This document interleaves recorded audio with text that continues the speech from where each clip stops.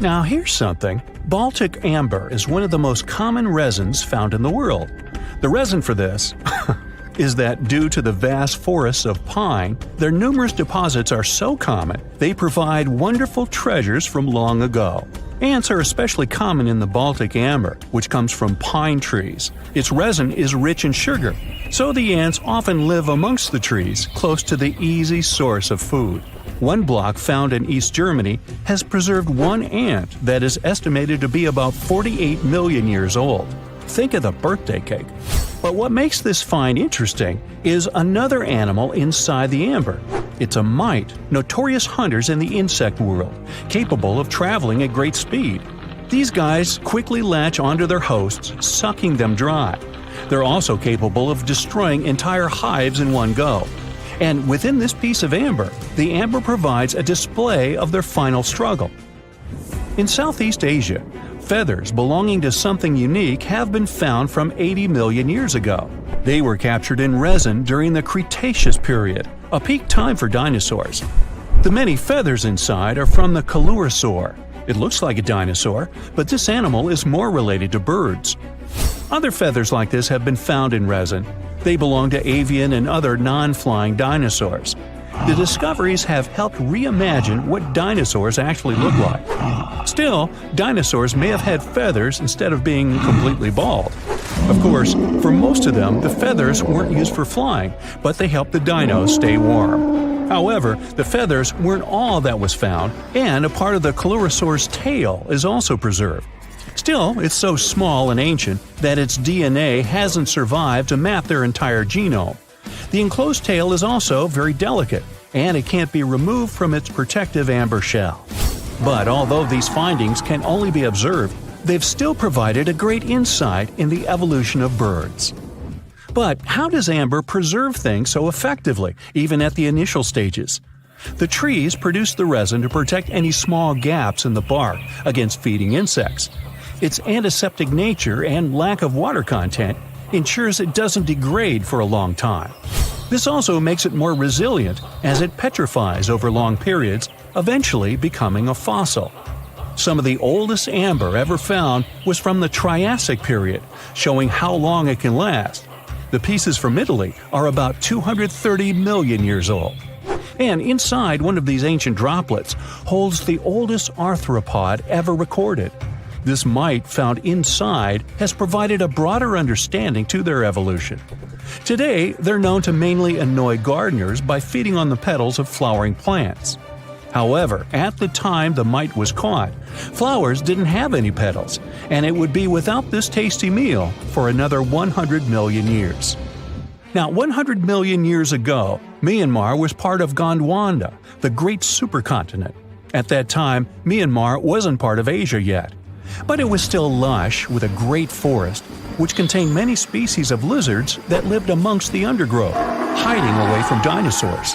Many of them had been stored within amber. This fact helped discover ancestors of geckos and chameleons. By using CT scans, scientists have analyzed them, providing a glimpse into the formation of their scales, teeth, feet, and claws. It also provided an understanding of how these archaic creatures once appeared. Although mostly pieces of lizards, by using modern technology, the scientists have been able to create 3D images of the lizard. These images can reveal how those guys appeared in their full form. The images show that they still retain some of their exact features to this day, like the chameleon's sticky pads used for climbing.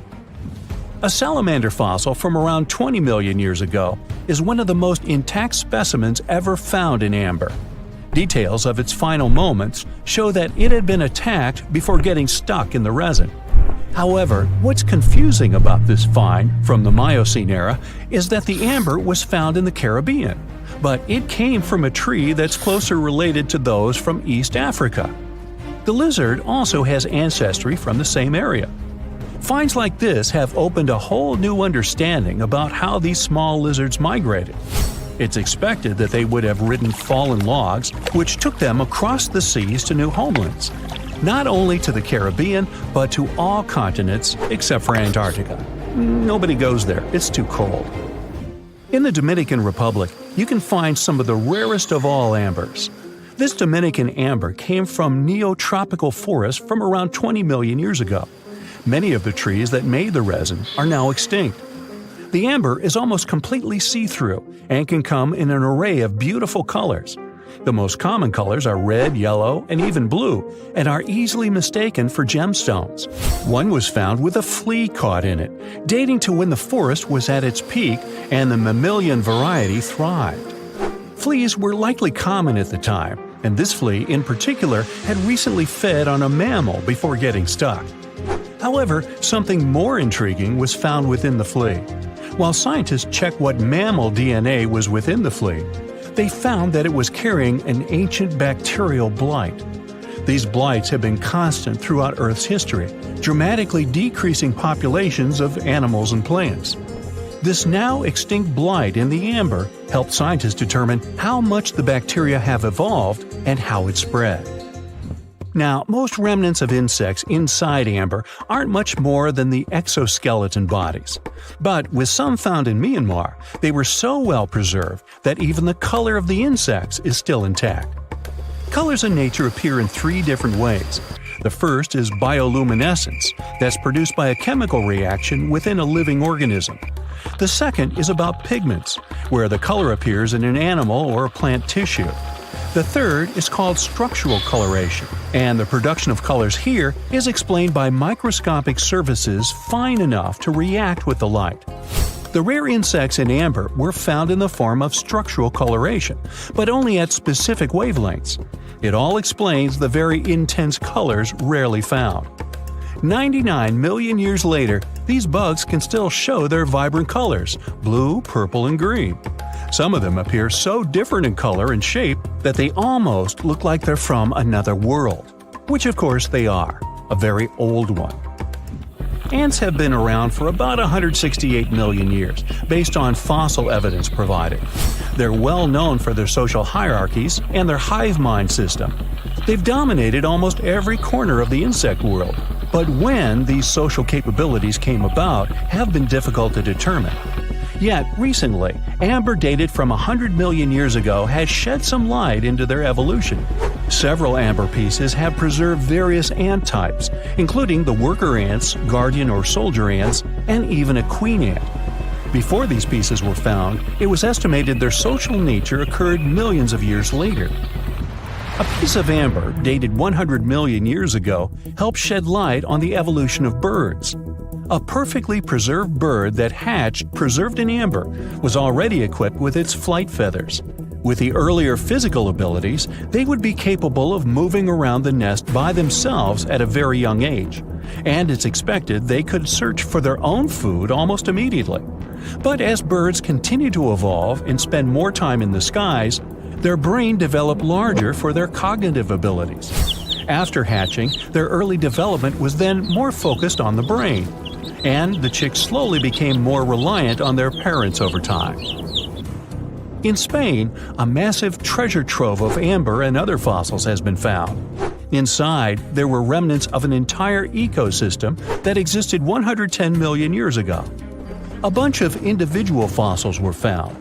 The vast collection includes many types of insects, mollusks, arachnids, plants, 50 different dinosaur bone fragments, feathers, and hair from mammals, and a McDonald's burger wrapper.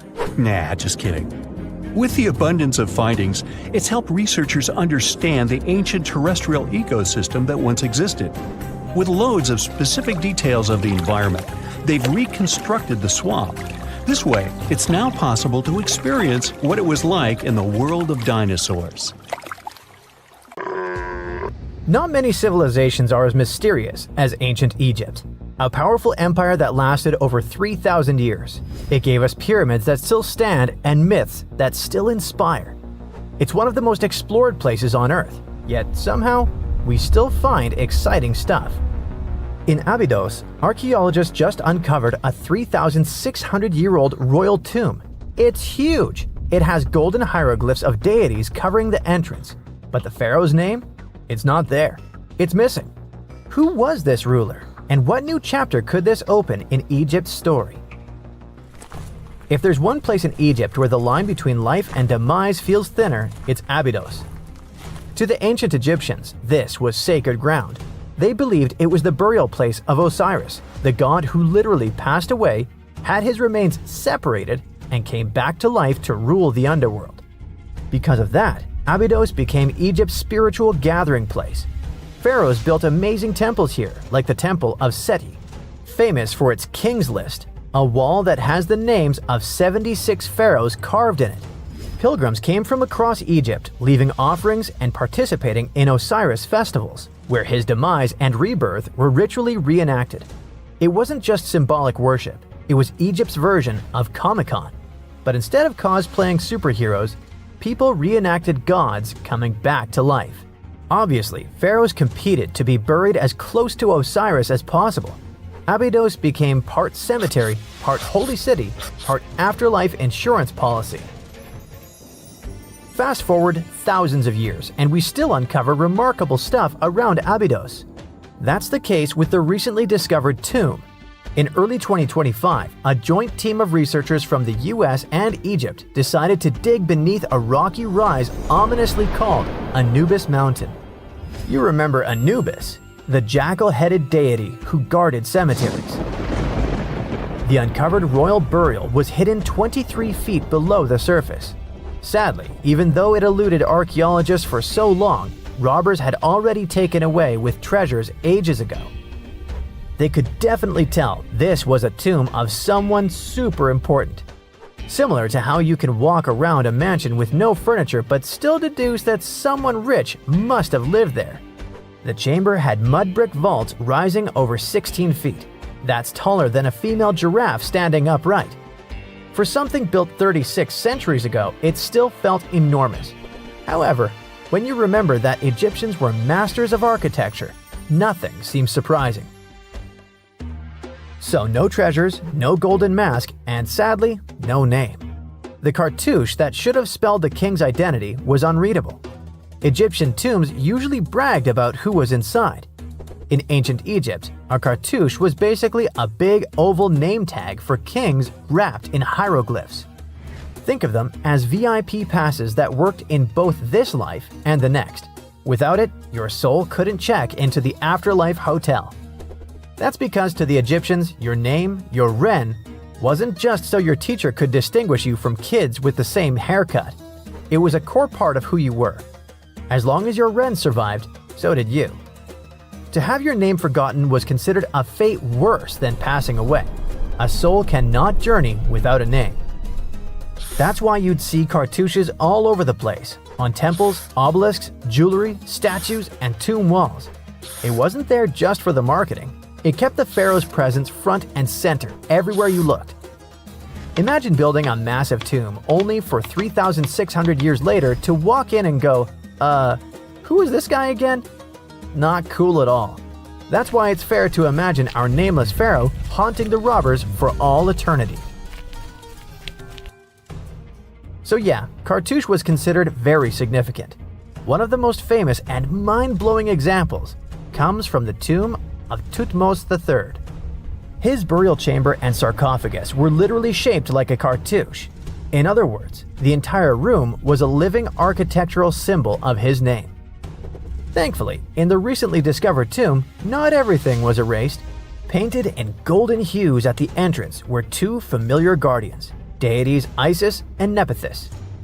Isis was the magician who stitched Osiris back together and breathed life into him. Nephthys, her sister, was the eternal mourner and protector of the mummy.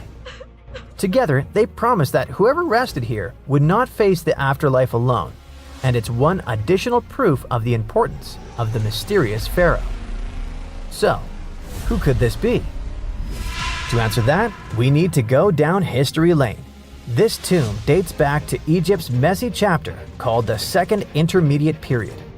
Instead of one ruler in charge, the country had many rival kingdoms, each with its own little power base, like a real-life Egyptian version of Game of Thrones. And right in the middle of that chaos was Abydos. For a while, it was home to its own line of kings, the so-called Abydos dynasty.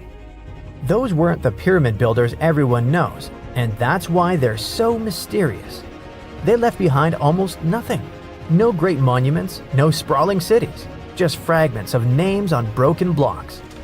For centuries, many scholars even doubted they existed at all.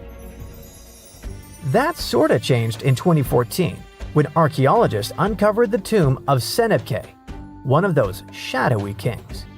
Now, everything we know about Senebkay points to him having quite a story to tell. His bones revealed 18 deep wounds, the kind you get in battle. He had blows to his skull, back, and hands, and likely lost his life fighting, making him one of the few pharaohs we know who sadly fell in combat. His tomb was modest, with reused artifacts from earlier kings, but it delivered one priceless thing: proof. Until Senebkay, the Abydos dynasty was just a theory. With him, it became real. And that's why the new discovery could be a big deal. The newly uncovered royal tomb at Abydos shares the same layout and style as Senebkay's. It has limestone chambers, mud brick vaults, and protective deities, although it's much bigger. Which again raises the possibility that we're looking at an even earlier, more powerful ruler of Abydos. Whoever he was, he wanted to be remembered alongside the greats. Which is ironic, because it seems that history tried erasing him. Perhaps additional findings alongside his tomb could tell us more. Yes, there's more, and it's actually pretty cool. Not far from Abydos, in the village of Banawit, archaeologists uncovered a Roman-era pottery workshop. Yeah, you heard that right, a pottery factory close to a pharaoh's burial ground. The site had huge clay kilns, storage rooms, and even broken shards called ostraca. They were basically ancient sticky notes. Except instead of shopping lists, those had receipts scratched onto them in Greek and Demotic Egyptian. Little records of everyday transactions, the kind of thing you'd never expect to find near a lost dynasty king. Honestly, the potters missed a chance. Forget boring receipts, they should have been selling Osiris's mugs and Anubis figurines to pilgrims and tourists. But that's not all. It seems that centuries later, during the medieval period, the same ground became a cemetery. Archaeologists found mud brick graves with skeletal remains. This could mean that Abydos kept its aura of significance for hundreds of years after the Age of Pharaohs. So why this hill again and again? Is this place really a getaway to the afterlife? It is, after all, the very place where Osiris is said to rest. That belief lingered like a shadow for thousands of years, strong enough to pull in pharaohs and later medieval families. Different rituals, same sacred ground. Although, to be fair, the Romans weren't here for Osiris. They came to make pots. The story of Abydos is not over. The excavations will continue, and who knows what else could be discovered in the future.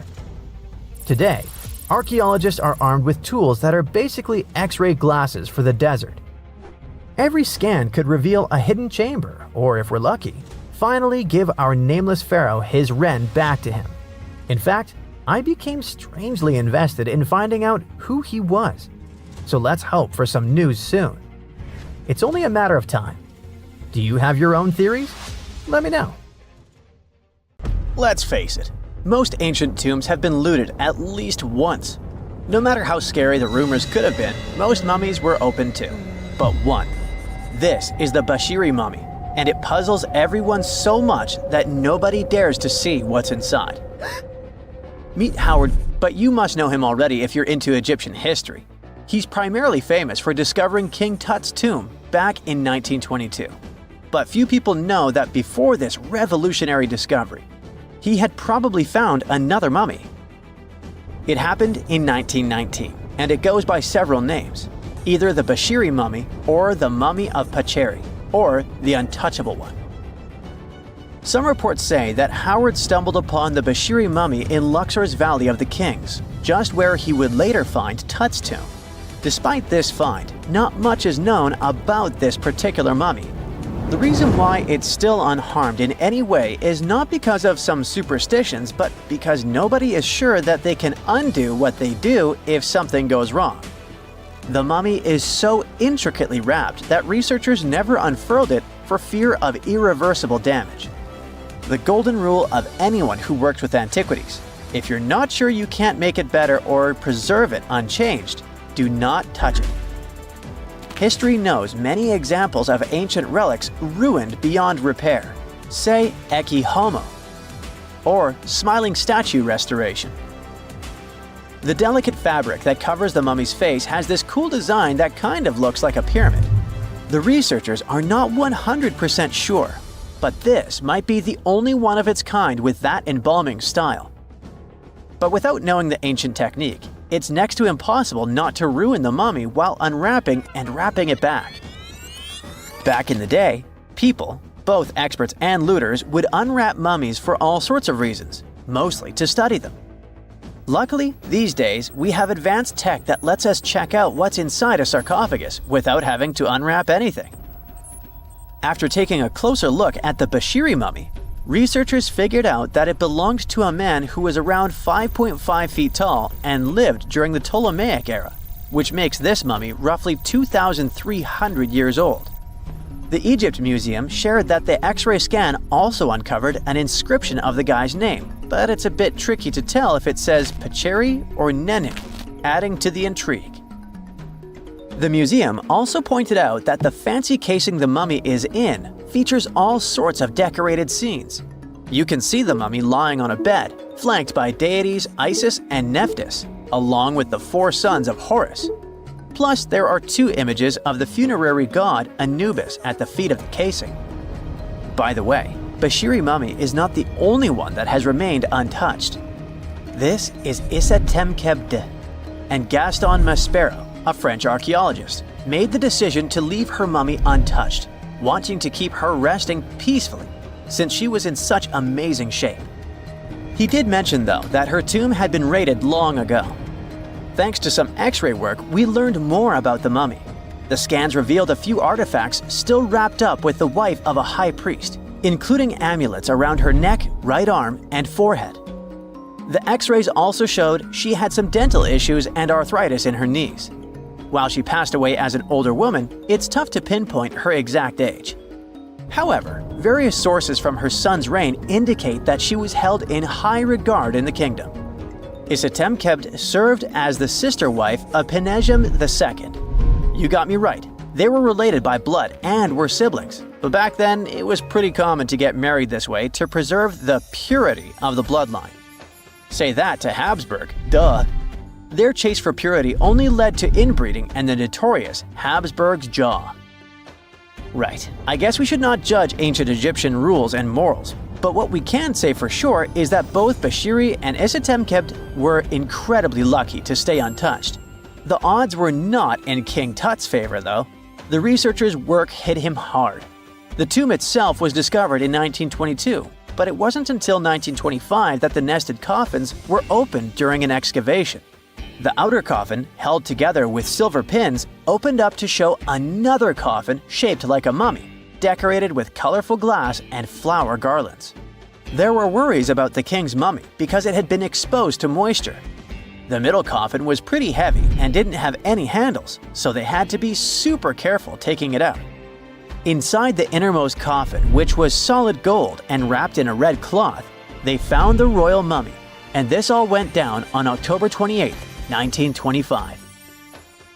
Tutankhamun's mummy, measuring about 6.07 feet, fit snugly into the innermost coffin, which was 6.17 feet long. You can already tell there was a problem, right? Imagine how hard it is to extract something as fragile as an ancient dried-up mummy, especially when there's not much room for maneuver. Plus, the mummy looked sus. It was pitch black. Howard Carter, the lead archaeologist of the expedition, estimated that around 2 buckets worth of oils had been poured over the mummy. But care had been taken to avoid the mask and feet. It was made to preserve him better. The body was positioned at a slight angle in the coffin, and there was a noticeable difference in the amount of dark oils on the right and left sides, indicating that the coffin might have tilted while being lowered into the sarcophagus. This oil created moisture inside the coffins, and over time, it reacted chemically, which Carter described as a sort of slow, spontaneous combustion, leading to the carbonization of the linen wrappings. Unfortunately, the combination of heat and moisture took a toll on the mummy's trappings as well. The crook and flail fell apart. The resin scarab cracked, and the threads holding the hands and mummy's bands started to decay, making everything quite fragile. Plus, the oils hardened over the years, effectively gluing the mummy and mask to the coffin's bottom. To try and separate the mummy from the inner and middle coffins, they were placed in the sun for several hours, reaching temperatures of 149 degrees Fahrenheit. Despite this effort, the mummy remained stuck, so the initial examination had to be done right where it was. The first part of Tutankhamun's mummy the researchers checked out was his lower legs and feet, meaning they started the examination from the bottom up. As they peeled back the bandages, they uncovered the first of many treasures wrapped up with the king. They took their time to carefully document and photograph everything they found. The inner layers of bandages were in pretty bad shape, mostly turning to dust, making it tough to figure out how everything was originally wrapped. Still, the overall methods matched what was seen in other nobles' mummies from that time. Lots of folded linen pads were used to shape the torso and thighs. The outer and inner bandages were made from fine linen, while the middle layers were coarser. They had some intricate bandaging around the shoulders and chest with a similar style around the groin. Each limb, along with fingers and toes, which were fitted with gold caps, was wrapped separately. Tutankhamun even wore gold foil sandals on his feet. They hoped to separate the mummy from the coffin by removing the outer bandages, but the resins had stuck the body to the coffin. So, the researchers ended up chiseling it out. To do this, they had to cut the torso in half at the hips and disarticulate the arms to continue unwrapping. Each part was treated with hot paraffin wax for stability, and later the hands and feet were reattached with resin. Finally, they used hot knives to detach the head from the mask. To check the teeth, it was decided to make an incision around the jaw and neck, which was later fixed with resin. So technically, the scientists did all they could to preserve the mummy, but still, in a way, it ended up being damaged beyond repair. What do you think? Should they have left it in the coffin? Or did they do the right thing? Let us know in the comments. One more step in the wrong direction, and the crossbows will release their arrows. If you open the wrong door, you'll end up in a river of mercury. It's almost impossible to get out of this place, but it is even more difficult to get here. No, this is not a location from an adventure movie, but a treasure hunter. This is a real giant tomb filled with traps and streams of toxic mercury. And it's not somewhere deep in the Amazon jungle or an unknown island. This tomb is located in central China, near the city of Xi'an. And you know what the coolest thing is? This tomb was built more than 2,000 years ago. And even now, in the 21st century, we still don't know how to get there. But let's start from the beginning. Many of you have probably heard of terracotta statues. Thousands of clay sculptures of people. Those statues were first found in 1974, when a group of peasants were digging decks near Xi'an. They found a detailed human-sized figure, and that was one out of 1,000. Each figure was made as realistic as possible. Each of them was unique and had its distinctive details. More than 50 years have passed, and scientists are still digging up these sculptures. The number has already exceeded 8,000. But what are they doing there? What is their purpose? Terracotta sculptures are kinda guarding the tomb of Emperor Qin Shi Huang. He was such an influential man in China that he wasn't just buried in a tomb. His servants created a giant coffin complex the size of a small town. So, if thousands of clay guards symbolically protect this place, it's difficult to imagine what's in the center of this ancient, gigantic tomb. But first, let's find out who Qin Shi Huang was, and then move on to the dangerous traps. He was the first son of the ruler of the kingdom of Qin. It was one of the 6 kingdoms that existed on the territory of modern China. In 2059 BCE, when Qin Shi Huang was born, those 6 kingdoms were independent and separated from one another. Moreover, there was a strong conflict between them that lasted for more than 200 years. But Qin Shi Huang turned out to be the man who managed to conquer and unite all these kingdoms. He became more than just a king. He became the first emperor of China. But how did he complete a seemingly impossible task? Natural disasters, clever strategy, tactics, and skills helped him to conquer the 6 kingdoms. Scientists are still arguing about some of the details of how this happened. All that can be said is that Qin Shi Huang was a very wise and intelligent emperor. So it's not surprising that his burial turned out to be so huge. He was buried in the largest and most luxurious funeral complex in the history of China. The area the size of a small city contains many underground caves filled with things an emperor could need in the afterlife. In ancient China, as well as in ancient Egypt, people believed that when an emperor went to the other world, he could take with him those things that were buried with him. Unfortunately, sometimes it could be people, but Qin Shi Huang acted wisely and correctly. He decided to bury clay statues. But the coolest thing is that the architects and builders of this complex made it impregnable. The whole area holds many secrets, historical artifacts, and priceless objects.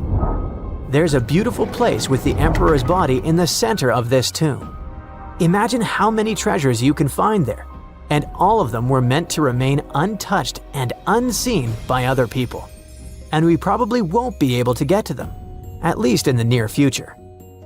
Ancient Chinese historian Sima Qian wrote something about the tomb about 100 years after the emperor's burial. He said that this place had dangerous traps inside the tomb that would destroy anyone who dared to enter the tomb. The engineers installed crossbows with loaded arrows and also poured a huge amount of mercury, simulating the movement of rivers. Of course, that was 2,000 years ago, and crossbows probably don't work anymore. But what about mercury? This toxic metal has no expiration date. It's shiny and moves quickly in liquid form. It looks beautiful, but don't touch it. Even a small drop of mercury can cause damage to your body. Inhalation of its vapors or ingestion causes damage to nerves, the liver, kidneys, and many other symptoms. And that's just one drop. Imagine how dangerous rivers of this substance can be. Who knows how much mercury was loaded there by the tomb builders? But even if you dodge all the traps and don't end up in the poisonous river, mercury would still be able to harm you. Its vapors can pass through the cracks in the walls. This means that the entire tomb is probably soaked in this substance. And by the way, this is not just a guess. Scientists have measured the mercury level at the excavation site and found that it's much higher than normal. But why mercury? In ancient China, mercury was considered the elixir of youth, the source of immortality. According to the records, Qin Shi Huang often took pills with this element. Perhaps this was the reason that his life ended at the age of 49. In any case, people can damage ancient structures and artifacts during excavations.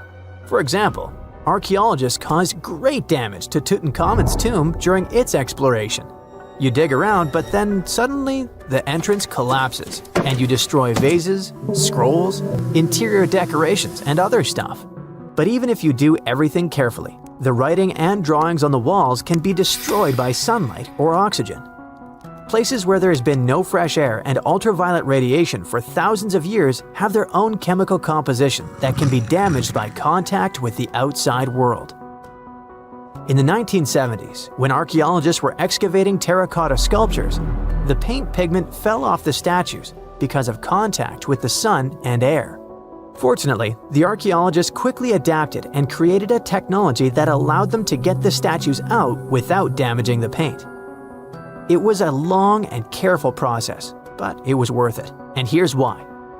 According to ancient writings, the emperor created an underground kingdom with a beautiful palace in the center. He decorated the ceiling of this palace with expensive pearls. You know why? To simulate the stars in the night sky. And that's just the ceiling. It's difficult to imagine how the walls, floor, and tomb of the emperor are decorated. Besides, scientists expect to find many other statues that copy the emperor's servants. So, in simple terms, the tomb of Qin Shi Huang is a paradise for archaeologists and historians. But of course, it will take more than one generation before they extract all the treasures. Some experts predict that the excavation of the entire tomb could take centuries. But of course, new archaeological technologies can change everything. For example, non-invasive research methods mean you don't have to enter the tomb. You can see it through a special device. Another idea is the use of muons. Those are subatomic products that appear as a result of the collision of cosmic rays and atoms in the Earth's atmosphere. The point is that these muons can penetrate through solid objects, just like X-rays. Or how about nanotechnologies? Imagine millions of tiny digger robots climbing into a tomb and starting to scan the area. They transmit the data to a computer, and then scientists create a holographic model. It all sounds cool, but to be honest, the charm of archaeology is lost here.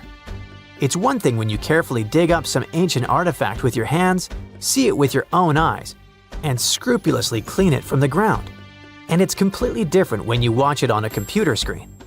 But in any case, technologies using muons or some kind of robots ensure people's safety. It's better if a computer falls into a trap than if it happens to an archaeologist.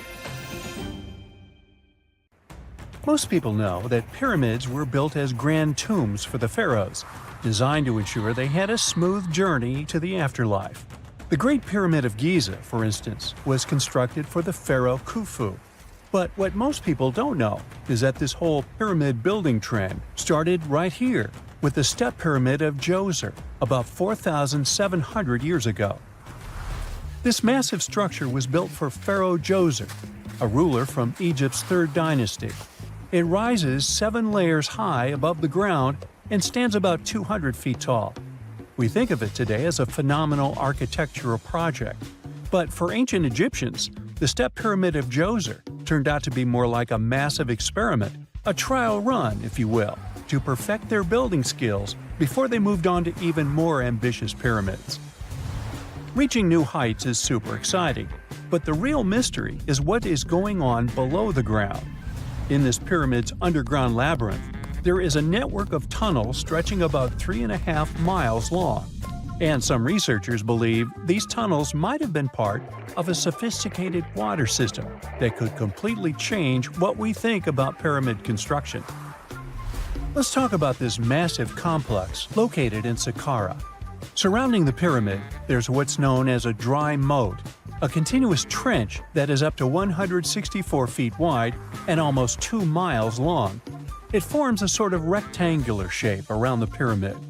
This trench has an average depth of about 65 feet.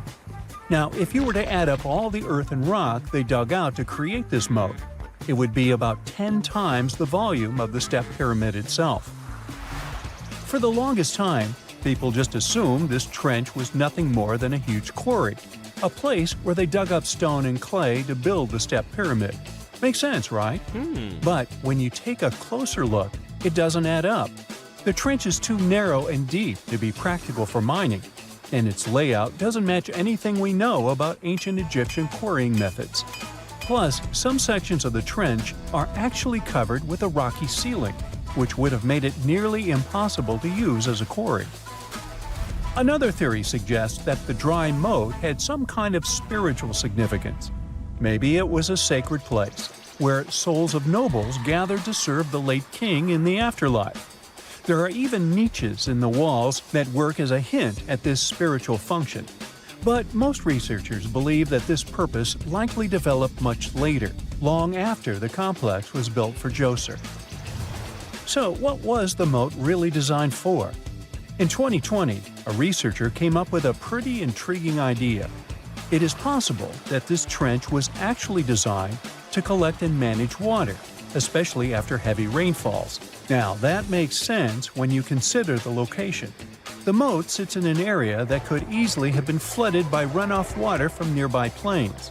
This could also explain why the trench wasn't used for new graves until much later when the climate became drier and less prone to flooding. The story becomes even more intriguing, as this trench appears to be part of a larger, more complex hydraulic system within the Djoser complex. It is like the trench has several compartments, carefully carved out of the rock and connected by tunnels.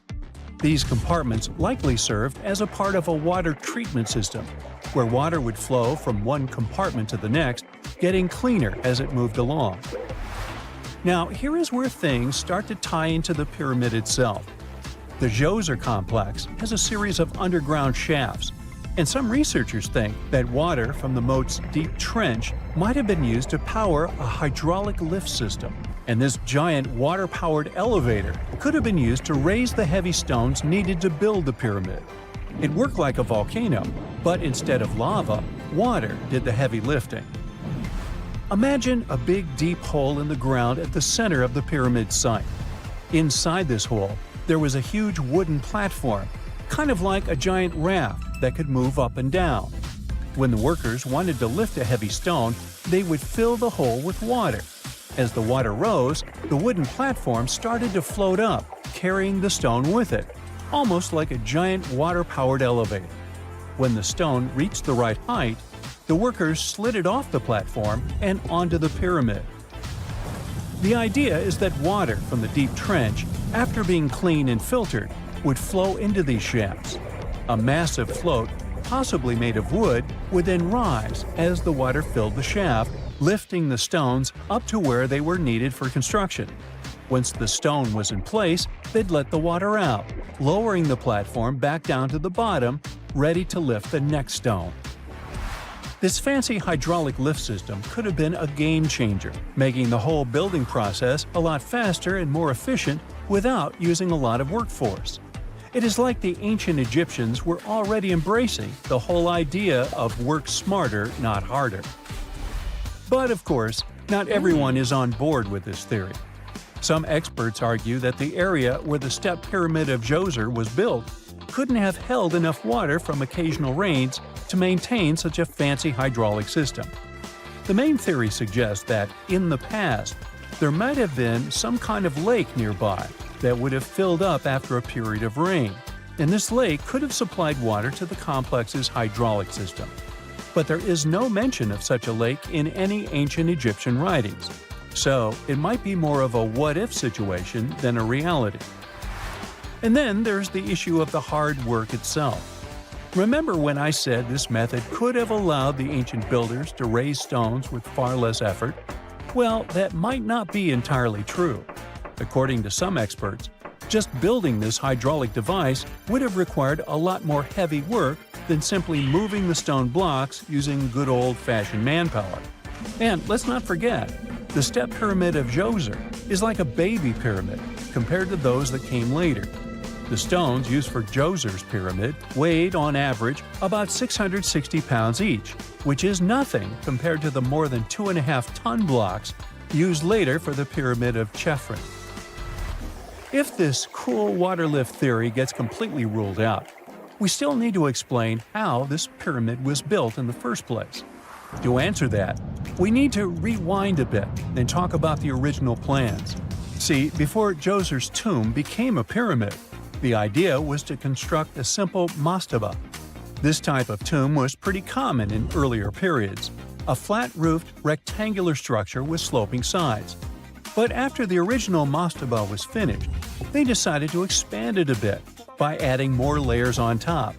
And then they added even more layers, until the construction reached 6 distinctive steps, each one smaller than the previous. And they probably did all this by raising those heavy stones using ramps, not a water-powered elevator. There is still so much we don't know about the step pyramid of Djoser. More research is definitely needed to fully understand how this system worked, or if it even existed at all. But the idea of using water to help build the pyramid adds a whole new layer to our understanding of ancient Egyptian engineering. It's a powerful reminder of just how clever and resourceful those builders were, using the natural landscape and the power of water to create one of the most iconic monuments in history.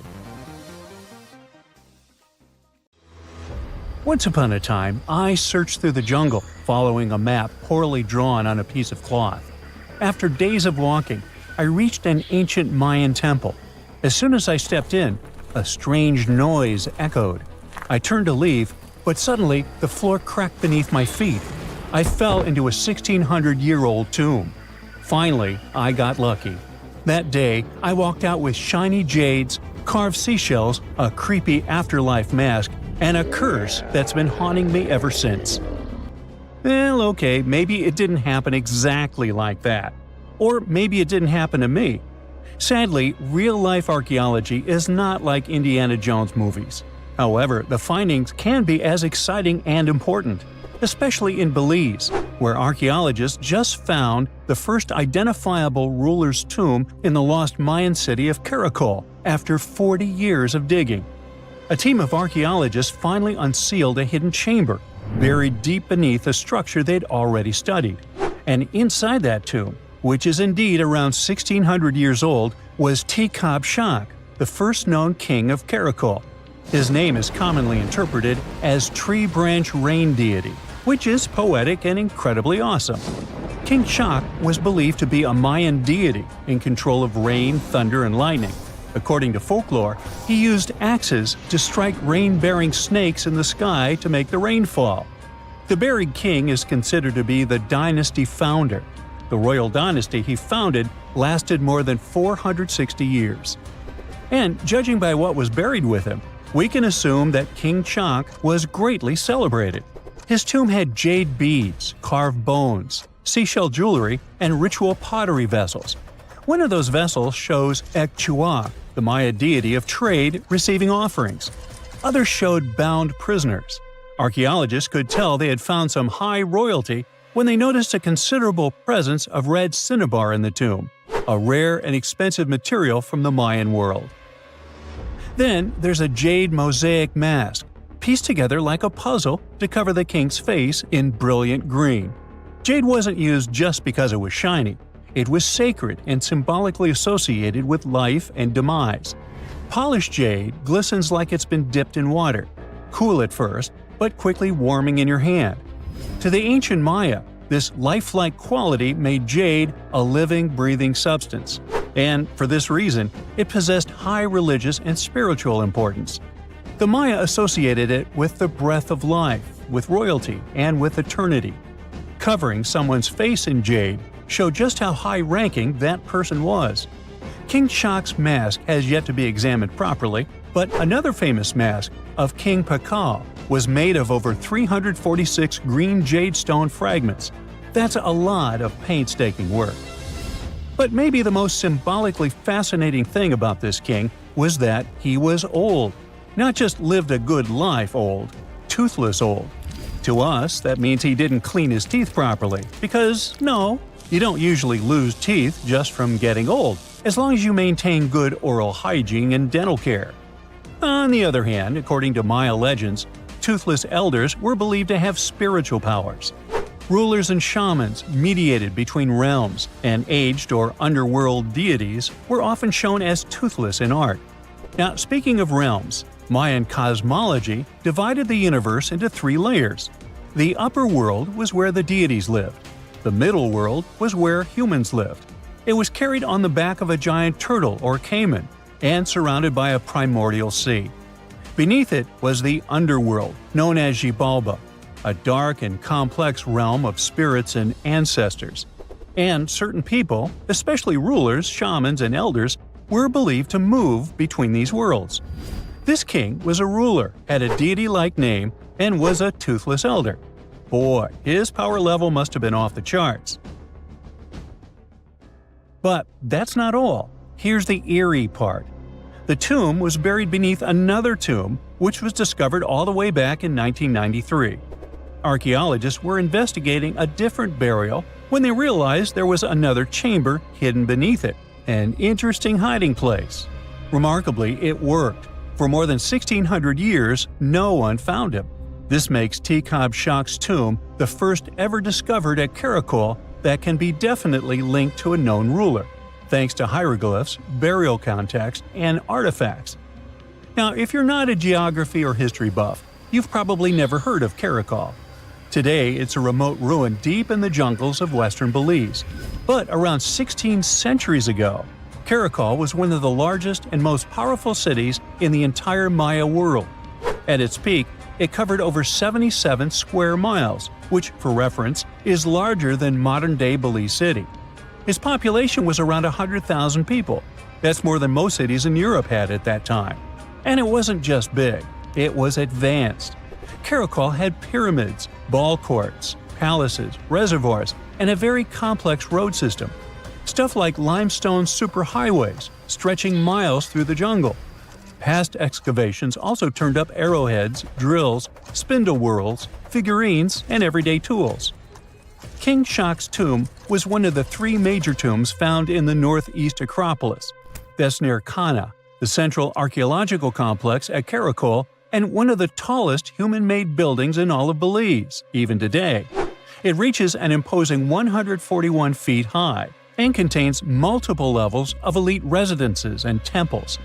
But even with that size, finding tombs isn't easy at all. Most have already been looted. We don't know what else can be hidden there, and in some places, it's too risky to dig up without causing damage. That's why it took researchers decades to finally find something untouched. However, they were able to report over 850 burials and 175 tombs at Karakol over their 4-decade-long project.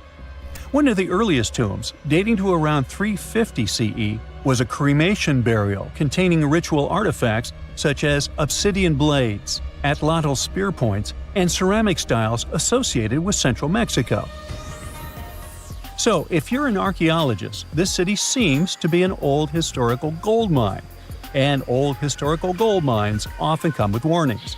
For one thing, it's "keep out, the ceiling might fall on you."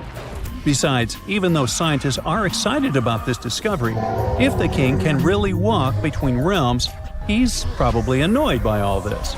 So what happens now that the king's eternal rest has been disturbed? Well, by opening and stepping into the tomb of Tekhab Shak, archaeologists basically stepped into a sealed sacred place. Maya tombs weren't just holes in the ground with a fancy coffin. They were sealed like cosmic vaults, locked up with stone, soil, and sometimes elaborate closing rituals.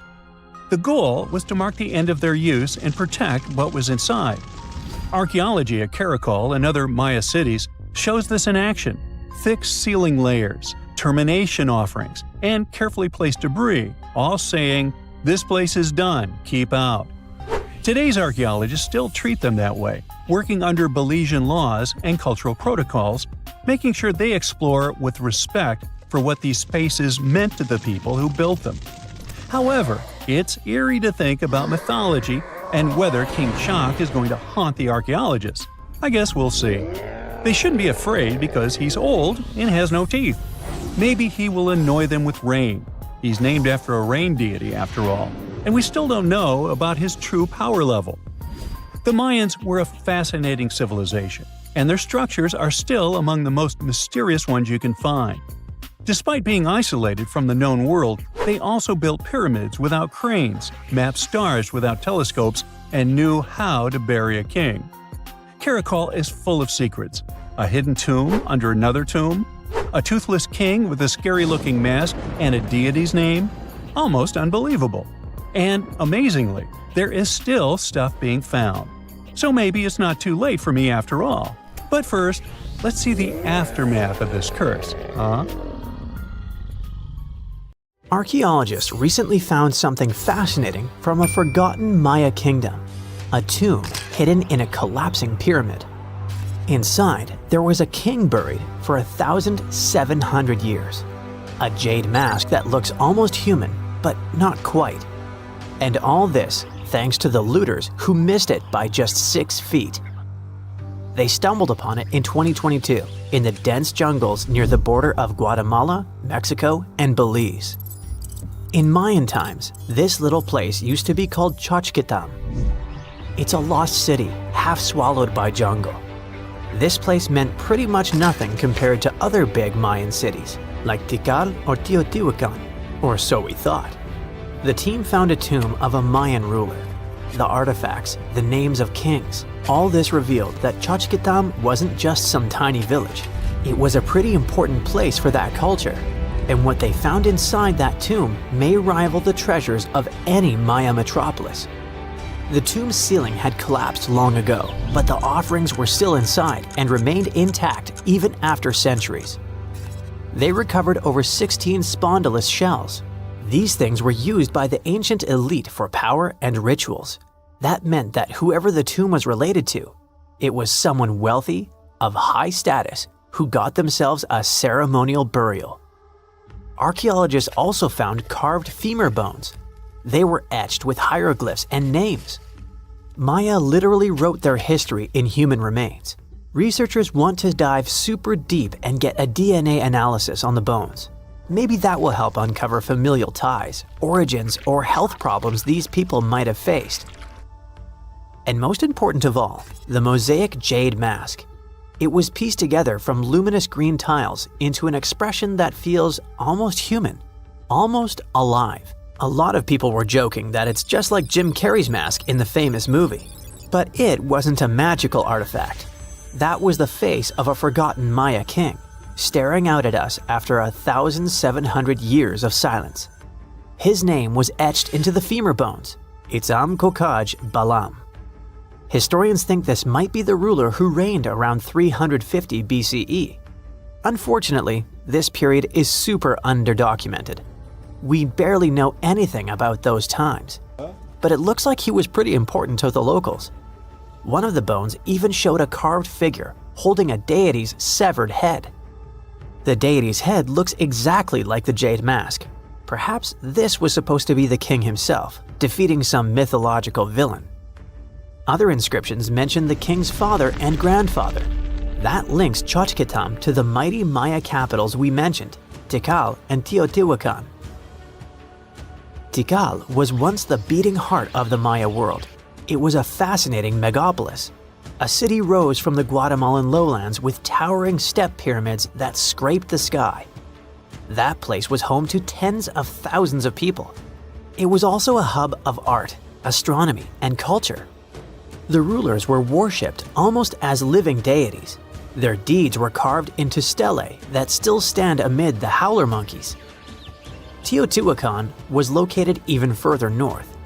Now that was a mystery of another kind. It wasn't really Mayan, but rather Central Mexican. But still, that was a true metropolis, one of the largest cities in the world during its time. It was most famous for its Avenue of the Dead and colossal structures like the Pyramid of the Sun. It was a rich cultural center that had a worldwide influence. For centuries, both Tikal and Teotihuacan seemed to have completely different cultures. Tikal was a flourishing city-state where people loved reading, astronomy, and beautiful architecture.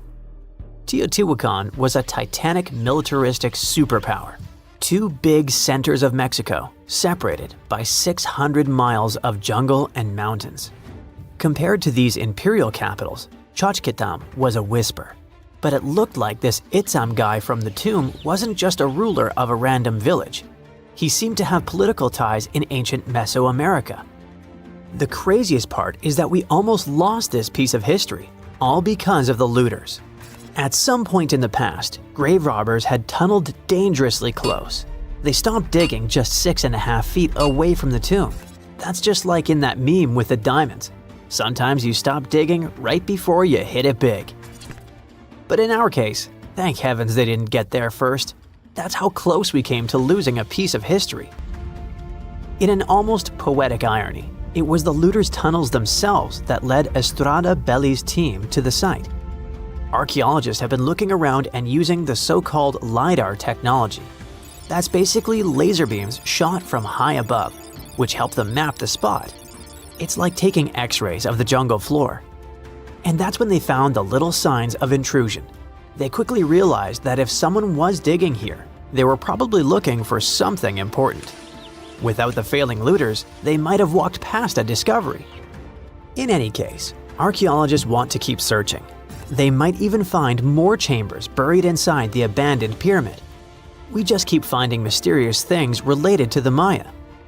Recently, buried deep within the ruins of Tikal, archaeologists found a house, and in that house, a limestone altar. It was covered in vibrant murals of red, yellow, and black. What's weird is that this build wasn't made by Maya. It was unmistakably Teotihuacan in style. And just like the tomb from before, it was made about 1,700 years ago. The altar was discovered inside a Maya-era residence known as Group 6DX7. It stood 3.5 by 6 feet right in the center of the home. That was very typical for Teotihuacan traditions. It bore a mural of the storm god that was also a central deity in the Teotihuacan pantheon. But this altar depicted no kings and no rulers. That's very weird.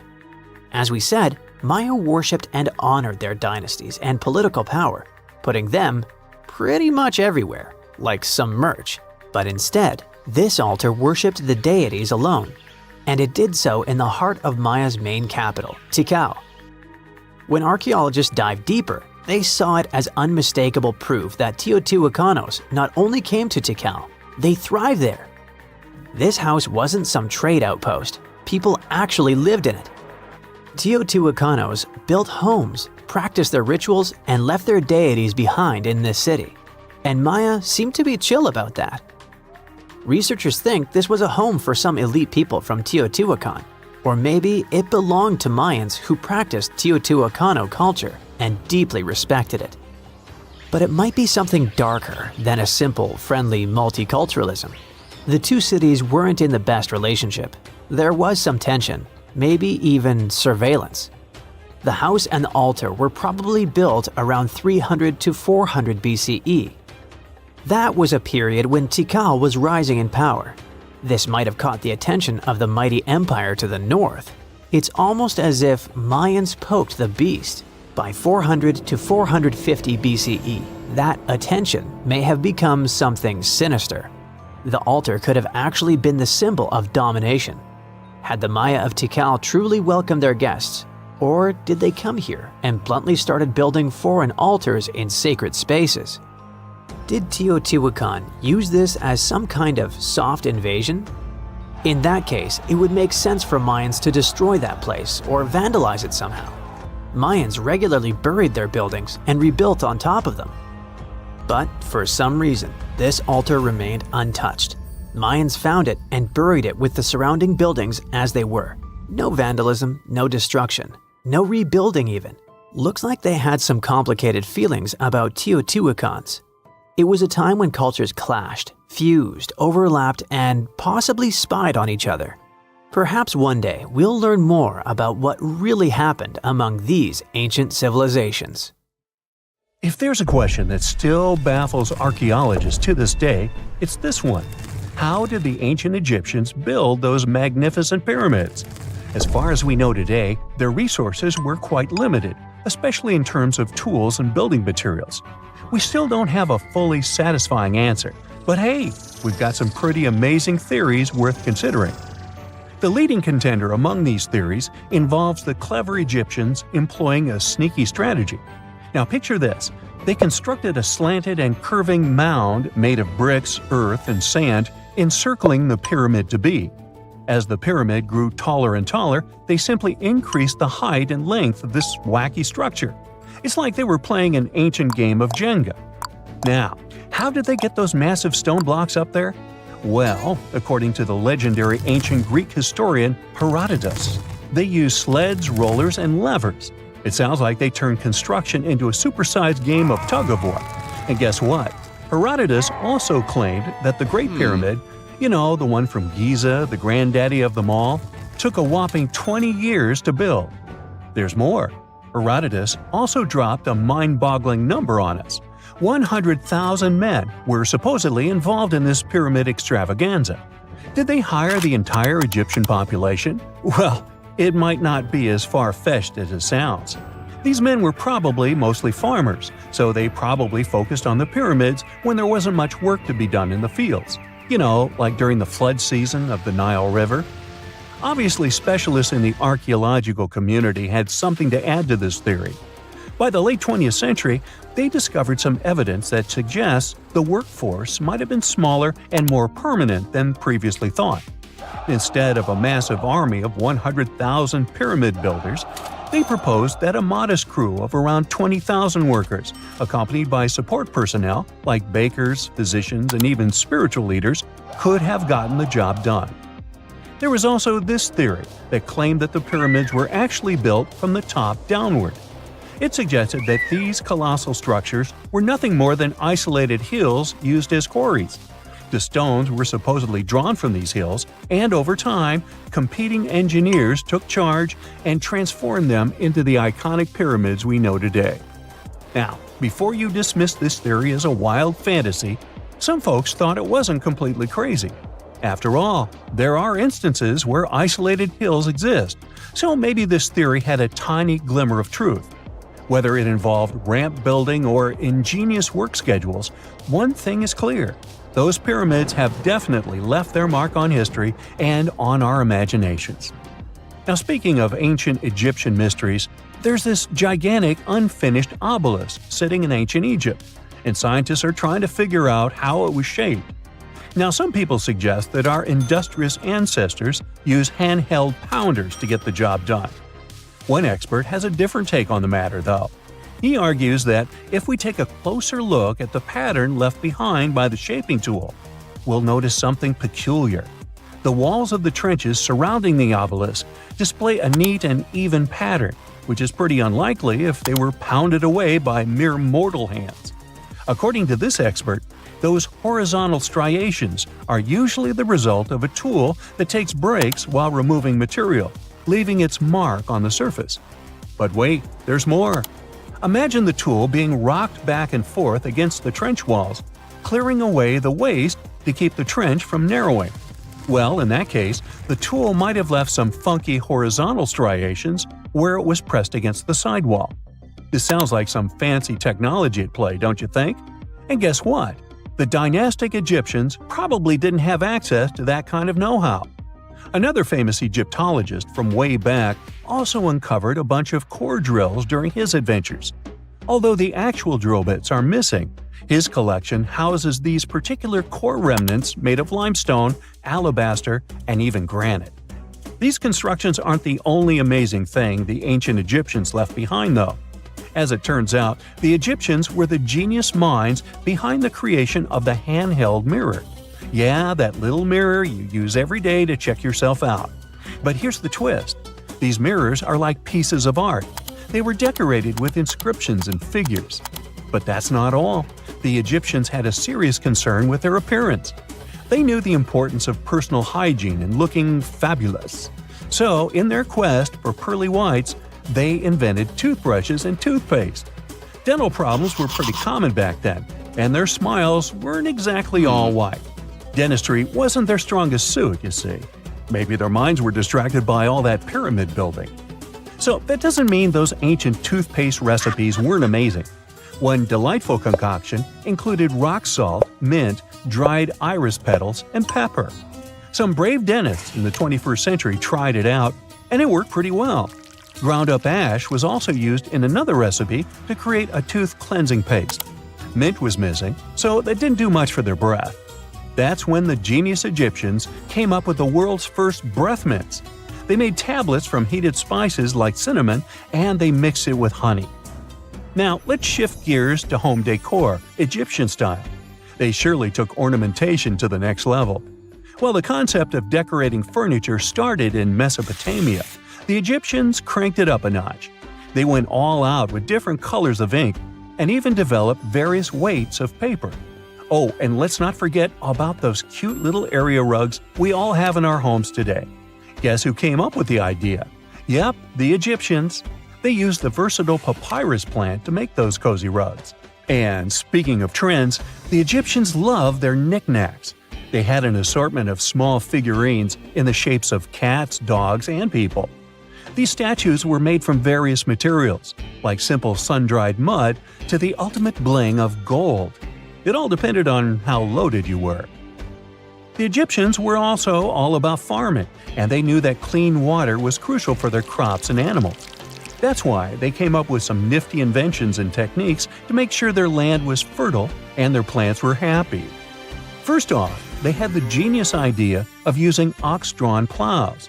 They had two types of plows, heavy and light. The heavy plow would strut its stuff, cutting deep furrows in the soil, while the lighter plow followed behind, fluffing up the earth. But they didn't stop there. After plowing, the Egyptians would break up clumps of soil and sow the rows with seeds. To give those seeds a good old squish into the furrows, they'd march their livestock across the field, effectively closing up the furrows. But hey, all that hard work would be pointless if their seeds were as dry as the Sahara. That's where irrigation comes into play. The Egyptians were so good at it that other cultures, like the Greeks and Romans, couldn't help but copy their techniques. Now let's switch gears and talk about the marvelous architecture of ancient Egypt. These folks weren't just skilled farmers, they were also architectural maestros. They built these fancy canals to carry water to farms and villages, and boy, did they know how to make those canals look pretty. Just imagine strolling along a canal lined with ornate structures. The pharaoh Ramesses the Great was quite the overachiever when it came to construction. One of his mind-blowing creations was the construction located at Abu Simbel. This building was designed so that twice a year, the sun would shine directly into it and illuminate the statues of Ramesses. And let's not forget about the corbelled arch. Without this architectural gem, we'd be missing out on some mind-boggling structures like the Great Pyramid. The Egyptians knew how to make things stand tall and proud, thanks to their engineering and construction wizardry. They built grand halls and inner sanctums that make your jaw drop, and some of these temples doubled as astronomical observatories. In 1850, French scientist Auguste Mariette went to Egypt looking for manuscripts, but accidentally found a head of a sphinx sticking out of the dunes. He cleared the sand and figured out the sphinx was guiding the entrance to some underground construction. Several months later, he finally entered the Serapeum of Saqqara. Inside, he found an enormous granite sarcophagi with remnants of 64 bulls. Scientists are still amazed by the tech that the ancient Egyptians used to transport those enormous boxes. The Serapeum was built around the year 3000 before the Common Era. It was an underground tomb built to honor the sacred Apis bulls of ancient Egypt. It had a long hallway, almost 500 feet long, with giant stone rooms on both sides. Some of the sarcophagi weighed as much as 50 average cars, and all of them were made with super precision, with exact 90-degree angles.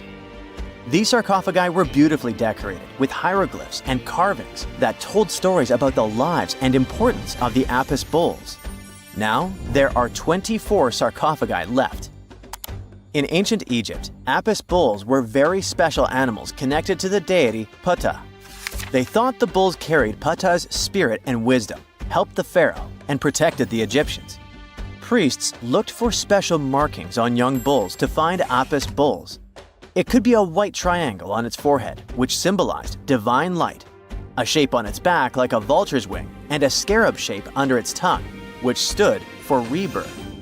If a bull had these signs, they believed it was chosen by Ptah and treated it like royalty. The chosen bulls lived in a special temple in Memphis, the city where they worshipped Ptah. They received the best care and offerings from visitors who wanted their blessings. When an Apis bull passed away, it was treated with great honor and mummified. When Mariette entered the Serapeum, he noticed traces of rollers on the gallery's floor and found 2 wooden horizontal winches. Each had 8 levers. Later, other explorers saw double rails. The burial chambers were lower than the hallway floor. To get the boxes into place, workers filled the chambers with sand so the sarcophagi could be rolled in straight. Then they slowly removed the sand to gently lower the boxes into perfectly cut spaces in the bedrock. A carved stone sign found in the Serapeum said it took 28 days to move just one sarcophagus and its lid into its spot during the time of Ptolemy II. The extreme precision of the sarcophagi with 90-degree angles also has an explanation. Ancient Egyptians wrote texts, or rather, papyrus, on geometry a long time ago. It shows that they knew the approximate number pi and could calculate the volume of a pyramid with its top cut off. If they could figure out complicated math like that back then, it makes sense that they could also carve perfectly flat surfaces 500 years later. All this sounds pretty legit, but some people think certain things don't add up here. The size of boxes is way larger than the size of bulls, yet they buried pharaohs in tiny coffins that barely fit their bodies. The sarcophagi are made out of granite with crazy precision, and they could have just used limestone, which would have made things way easier. The transportation of the boxes seems pretty simple. but only in theory. If one person could pull about 440 pounds, then at least 250 people would be needed to pull just one box. The tunnels in the Serapeum are really narrow, only about 2 feet wider than the boxes themselves. There's no way hundreds of people could have squeezed into those tight spaces to pull the boxes. And even if they did, how would they turn the box in the cramped corridor, lower it into its niche, and place it perfectly in the middle? Somehow they did this 24 times, and every box is centered perfectly. Plus, the chambers were dusty and there were no signs of soot from lamps. This means they must have worked in almost complete darkness. The real use of the boxes could also be different. A long time ago, even before the Egyptian pharaohs ruled, the local people already knew how to use fermentation. It happens when tiny organisms called yeast eat certain ingredients like starch and turn them into gas and ethanol. So someone in ancient Egypt probably put food like barley, bread, and even meat inside a giant stone box, then closed it tight with a heavy lid. These stone boxes, carved from granite, were so precisely made that they were almost completely sealed, so nothing could escape from it. As the yeast inside the box started working, it created more and more CO2 gas. It built up pressure inside the box. The granite boxes were incredibly strong. They could handle more pressure than a car tire can hold. When granite was squeezed under such pressure, its crystals produced a tiny electric charge. This effect was possible because granite contains quartz, a material that reacts to pressure this way. The process also needed meat or animal parts, possibly to help the yeast grow better. Meat contains something called oleic acid, which yeast needs to keep growing and to survive the bad effects of the ethanol it produces. As the pressure inside the box kept growing, the combination of gases and electricity made these boxes not just ancient fridges, but powerful energy systems. Over time, the pressure inside got so strong that it could push the lid open and the gas would escape with a pop. But when people rediscovered the Serapeum in 1850, they found old drawings that showed piles of stones stacked on top of some of the box lids. So, someone long ago probably tried to make the lids even heavier by adding extra weight to make it harder for the gas pressure to push them open. This extra weight also meant the quartz crystals in the granite could keep creating more electricity under all that pressure. If someone opened one of these stone boxes thousands of years later, they would only find bones from bulls that were placed in the box. And that's exactly what Mariette discovered in the 1850s. They opened the Serapeum for visitors soon after the first excavations in the second half of the 19th century. Prince of Wales even had a luncheon with his guests in one of the sarcophagi. Sands and earthquakes made the site inaccessible for a while, but now you can visit it again and try to solve the mystery yourself. With new tech, we could have answers to many other historical mysteries soon. A team of scientists at Chicago's Field Museum of Natural History recently used a special CT scanner to learn more about ancient Egyptian mummies without unwrapping them. They gently rolled 26 mummies on custom carts out to the parking lot, where the scanner was waiting. It took thousands of detailed X-ray pictures of each mummy and their coffins.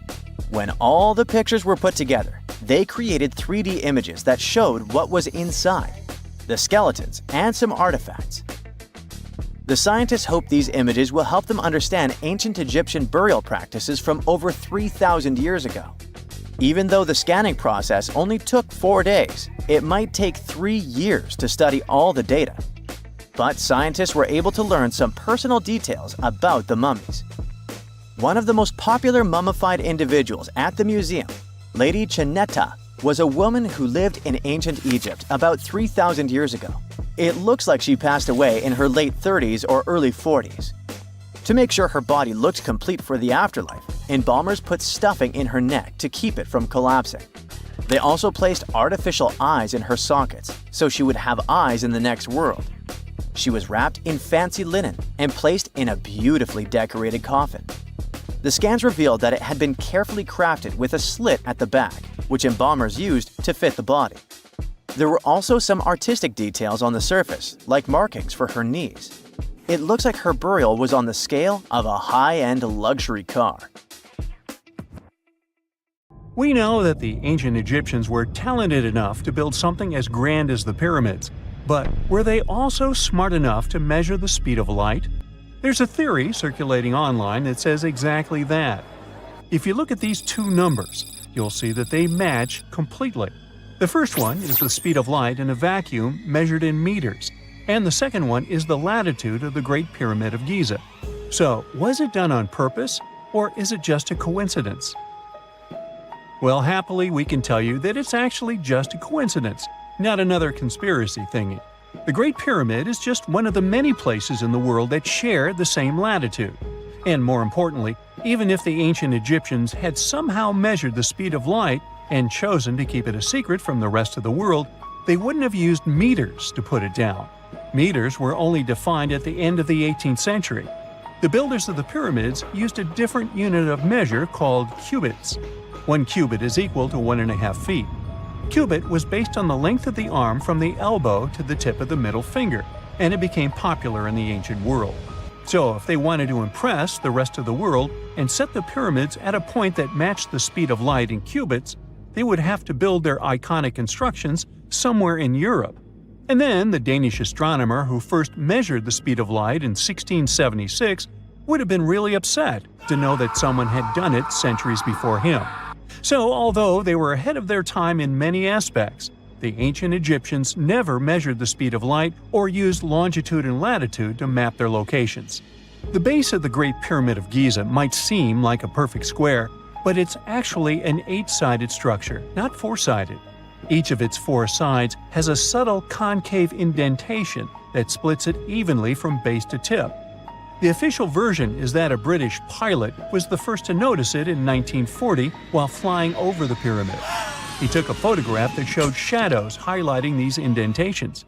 Some people think these lines are only visible from above and can best be seen at dawn and dusk during the spring and autumn equinoxes. This has led to a freaky theory that the ancient Egyptians might have designed the pyramids to communicate with something looking at them from above. Now, the Great Pyramid is one of only 3 pyramids that used to have a swivel door. It weighed around 20 tons, but they could still easily open it from the inside. Its precise fit made it nearly invisible from the outside, with no visible latch or handle. There were only slight variations in the exterior stone that gave out an opening. The other 2 pyramids with similar doors belonged to Khufu's father and grandfather. The Great Pyramid also has a hidden void at least 100 feet long that was only found in 2017. We still don't know what lies within the space, what purpose it served, or if it is the only space of its kind. Researchers used the same tech to see through cathedral walls, Mayan pyramids, and even volcanoes. It depends on a natural shower of subatomic particles called muons. They pass more easily through empty space than through solid materials. So if they arrange multiple muon detectors around a structure, scientists can map out its solid and empty areas. A team of scientists placed muon detectors inside the Great Pyramid and allowed them to gather data for months. Scientists have analyzed samples of the mortar used to build the pyramids many times. Although we know its composition, modern technology still can't replicate it. The mortar is mostly made from processed gypsum, but it wasn't used like the cement we use for bricks today. Instead, they used it to support the joints between the massive stones as they were set in place. The estimated amount they needed to construct the Great Pyramid was around 500,000 tons of mortar. The gypsum mortar is stronger than the stones themselves and has held up for thousands of years. Now, all 4 sides of the Great Pyramid are aligned with the cardinal points – north, south, east, and west. According to geologist and engineer Glenn Dash, the alignment is accurate to within 4 minutes of arc, or 1/15th of a degree. The architects managed to achieve this without modern tools like drones, blueprints, or computers. Many researchers try to explain this construction miracle. Maybe they used the pole star or the sun's shadow. Dash recently proposed a new, simpler idea. The Egyptians might have used the autumnal equinox to align the pyramids. It happens twice a year when the Earth's equator passes through the center of the sun's disk, making day and night nearly equal in length. To test his theory, Dash conducted an experiment on the 22nd of September 2016, the first day of the fall equinox. He used a special rod the Egyptians had to cast a shadow and tracked its tip at regular intervals, forming a smooth curve. By connecting 2 points of the curve with a taut string, he created an almost perfect east-west line. Dash noted that on the equinox, the shadow's tip runs in a straight line, nearly perfectly east-west, and with a slight counterclockwise error. There's a similar error in the pyramids. Although his experiment was conducted in Connecticut, Dash believes that the same method would work in Egypt. All the ancient Egyptians needed was a clear, sunny day. They could determine the fall equinox by counting 91 days from the summer solstice. But they left us few clues, and no engineering documents or architectural plans have been found that explain their methods. So they might have mapped shadows, but it's not definite. Now, scientists have long wondered how heavy stone blocks were carried to the pyramid sites, and they might finally have an answer. A research team from the University of North Carolina, Wilmington, has discovered that 31 pyramids are likely to have been built along a long-lost ancient branch of the River Nile. It's now hidden under desert and farmland. For many years, archaeologists have thought that ancient Egyptians must have used a nearby waterway to transport materials, equipment, people, and whatever else they needed to build the pyramids on the river. But up until now, they weren't certain of the location, shape, size, or proximity of this waterway to the site of the pyramids. The group of researchers used radar satellite imagery, historical maps, geophysical surveys, and sediment coring to map the river branch. They believe it was buried by a major drought and sandstorms thousands of years ago. The team managed to go below the sand surface and get images of some hidden features thanks to radar technology. They found hidden rivers and ancient structures running at the foothills of where most of the ancient Egyptian pyramids lie. The discovery of this extinct river branch helps explain the high pyramid density between Giza and Lish, in what is now an inhospitable area of the Sahara Desert. Now, Egypt isn't the only country with the most pyramids in the world. The champion's title here goes to its southern neighbor, Sudan. It has between 200 and 255 pyramids, compared to Egypt's measly 138. They were built by members of the Kingdom of Kush, an ancient civilization that ruled the lands along the Nile River many years ago. They started erecting pyramids around 500 years after the Egyptians had stopped doing it. Their pyramids are much smaller than the Egyptian ones, but were built for the same purposes. Archaeologists are still working to find out how the pyramids in the Sudan were built, how long it took to complete them, and what happened to their society. And now we're off to almost 5,000 years ago. Let me take you to ancient Egypt, where back in 2550 BC, guess what? The construction of the Great Pyramids of Giza started. People learned to build cathedrals and skyscrapers, but it wasn't until recently that these massive buildings appeared. It's still a mystery to even modern scientists how these pyramids were built 5,000 years ago. No wonder they are one of the 7 wonders of the ancient world. They're also the oldest of them and the only wonder of the ancient world that still exists in the 21st century. It must have taken a lot of cooperation to build a thing that massive, even for today's metrics. But the Giza pyramids weren't the first pyramids ever. The first one, called the Step Pyramid, was built around 80 years before the first pyramid of Giza, in 2630 BC, for King Djoser. It wasn't meant to be extraordinary, but ended up being quite impressive. It was a pyramid of 6 stepped layers of stone. It was 204 feet high, which is as tall as a 19-story building. And it was the tallest building that existed at that time. It wasn't just a pyramid though, it was surrounded by a whole complex of buildings, including even courtyards. In ancient Egypt, people believed in the afterlife, so everyone, especially kings, wanted to make sure they had everything they needed to get ready for it. Here's why the pyramid complex was perfectly supplied with a lot of objects people used every day. The complex included a pyramid and a kind of a palace. Those buildings had many things the king loved and might need one day, like furniture, food, and gold vessels. After Djoser, building pyramids became common practice, but many pyramids weren't finished. It would usually take about 20 years to build one, but many rulers reigned way less than that. Overall, there are more than 100 pyramids.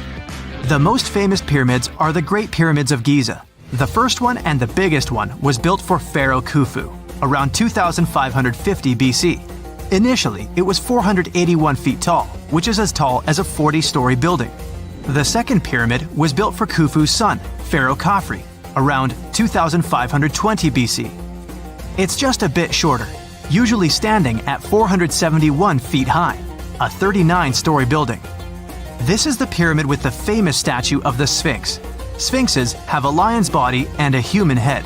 They were built to guard important areas. This one has the head of Pharaoh Khafre and is guarding his pyramid, facing the sunrise. The Sphinx is most well known and is one of the world's biggest and oldest statues. Originally, it had red color and did have a nose. It's still possible to see the trace of red pigment by its ears. But no one knows exactly when the nose disappeared.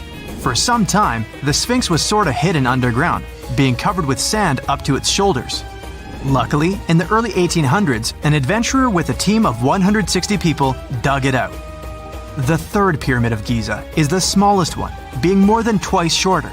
Originally, it was 218 feet high, about the height of a 20-story building. Built in 2490 BC, it was a pyramid for Khafre's son, Menkaure. The pyramids are designed to align with the points of the compass, and their sides symbolize the rays of the sun. But back at the time, there were no compasses. Ancient Egyptians figured out the directions themselves, and with amazing precision. To align the pyramids, they used two constellations. Originally, the pyramids were covered in smooth white limestone and had a gold-silver top to reflect the sun. Later, the white limestone was taken from the pyramids by other kings and used for other buildings. Scientists estimated that ancient Egyptians used about 2.3 million stone blocks to build the first pyramid. Each block weighed more than 1 ton. This is the weight of a rhino. Some blocks were even bigger, being almost as heavy as an elephant. 4.5 millennia ago, there was no modern equipment to help build it. There were no machines, no wheels, and even no steel. The only metal available to them was copper. Even today, scientists aren't sure how the Egyptians managed to build the pyramids. There are no records left that would shed light on it. Some even think that Egyptians wanted to keep it as their secret and didn't even record it on purpose. Many believe that poor people and foreigners built the pyramids, but it's not true. Actually, the builders were very skilled workers, and they were fed and paid well. The archaeologists claim that the builders lived in a nearby temporary city and were a highly organized community with a strong leader. Scientists say that around 20,000 people worked on each pyramid complex, and it took about 20 years to build each. It probably was a national project. The construction site was large in resources, and food and essentials were likely to be contributed from all parts of Egypt. Even with all that support, it remains unclear how people managed to cut, transport, and assemble those huge stones. One of the theories suggests the stones were most likely transported on boats down the Nile River. Then, there was a harder part. They had to be moved to the construction site. For that, they probably used wooden sleds. It wasn't very hard to pull them because the sand mixed with the right amount of water was pretty slick. And 10 people could move a sled even with a rock weighing 1 ton pretty easily. Finally, one last problem. The stones had to be lifted and put into place. Archaeologists have discovered the remains of the ramps system that dates back to when the pyramids were built. Most likely, the Egyptians designed a unique system to move and pull huge stone blocks, but no one knows what it looked like exactly. The most common opinion is that there were several ramps around the pyramid to help move the blocks. The ramp was growing with the pyramid getting higher. They suppose people were walking up the stairs, pulling the stone on the wooden sled up in the middle on the sandy ramp. But this is just one of the options. Others say that the ramps were going around the pyramid. Some say the ramps were inside the pyramid. But we'll never know for sure, and it'll forever remain a mystery, just like the ancient Egyptians wanted. Surprisingly, there's not much inside the pyramids. Most of it is just solid stone with very little open space. But let's take a quick look inside the biggest of the pyramids of Giza.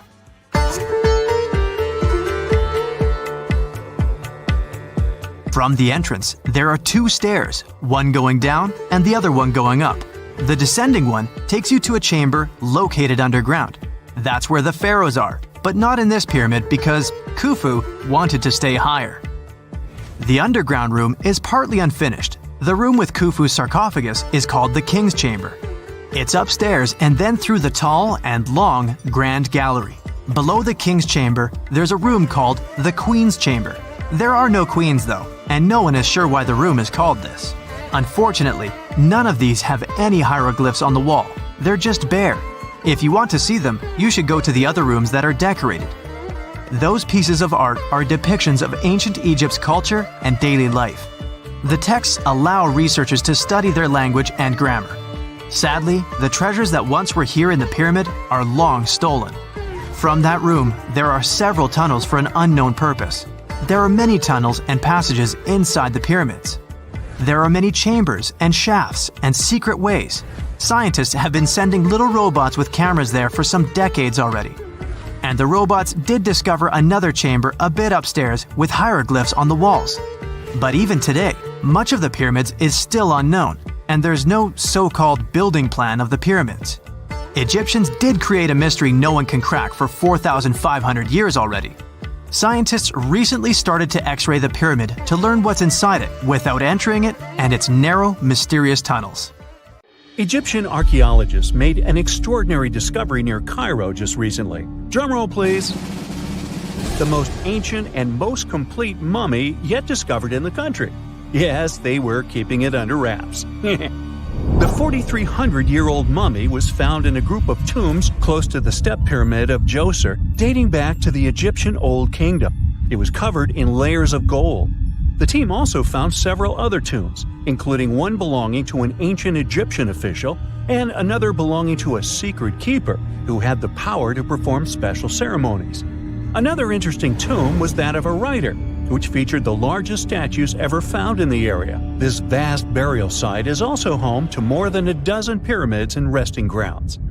Probably one of the most famous mummies in the world is that of Hatshepsut. She ruled Egypt like a boss for around 20 years, building all sorts of impressive buildings and creating new trade routes. But when archaeologist Howard Carter found her tomb in the Valley of the Kings, her sarcophagus was empty. However, Carter did find two coffins in another tomb, one of which belonged to Hatshepsut's wet nurse and the other to an unknown woman. In 2006, a team of specialists decided to investigate whether that mysterious lady was the queen herself. They found a molar tooth in a wooden box with Hatshepsut's name on it, and when they compared it to a gap in the mummy's mouth, it was a perfect match. Ramses II was a pretty impressive ruler, but it was his mummy that eventually made history. Now, we don't hear too much about his daddy. Okay, I'll stop. Ramses is considered to be the most powerful pharaoh in all of Egypt, as he reigned for a whopping 6 decades. He also lived to be over 90 years old. Now that's pretty amazing, considering the time he lived in. Ramses II supposedly had over 100 offspring too. Talk about a big family. When he passed away, his body was originally buried in the Valley of the Kings, but some sneaky guys tried to rob his tomb of all his treasures. Officials back in the day weren't having any of that though, so they moved his body to a secret location to keep it safe. Fast forward to the 1800s, and Ramses II's mummy was discovered along with a bunch of other rulers and important officials. But it wasn't in the best condition, so archaeologists flew it to Paris to get it, pampered. Problem was, he couldn't just be transported into another country. The only solution available was to give Ramses II his own passport. His occupation was listed as king, and the document even featured his photo. Most mummies aren't necessarily known for having the most hydrated skin. But that of an ancient woman, also known as Lady Di, proves otherwise. No, not that Lady Di. This wealthy lady from ancient times was discovered in an ornate tomb in 1971, and she looked fabulous, if we can say so about a mummy. Thanks to the special conditions in her tomb, like the moisture in the environment and the lack of oxygen, her body was almost perfectly preserved. Her skin was soft, her hair was on point, and she was still flexible. The museum that now proudly displays her mummy also shows a ton of fancy items that were buried with her, like dinnerware and musical instruments. Archaeologists investigated the mummy further and discovered that she passed away from a heart attack at around 50 years old. Even though it hasn't been around for over 2,000 years, Lady Di is still making history.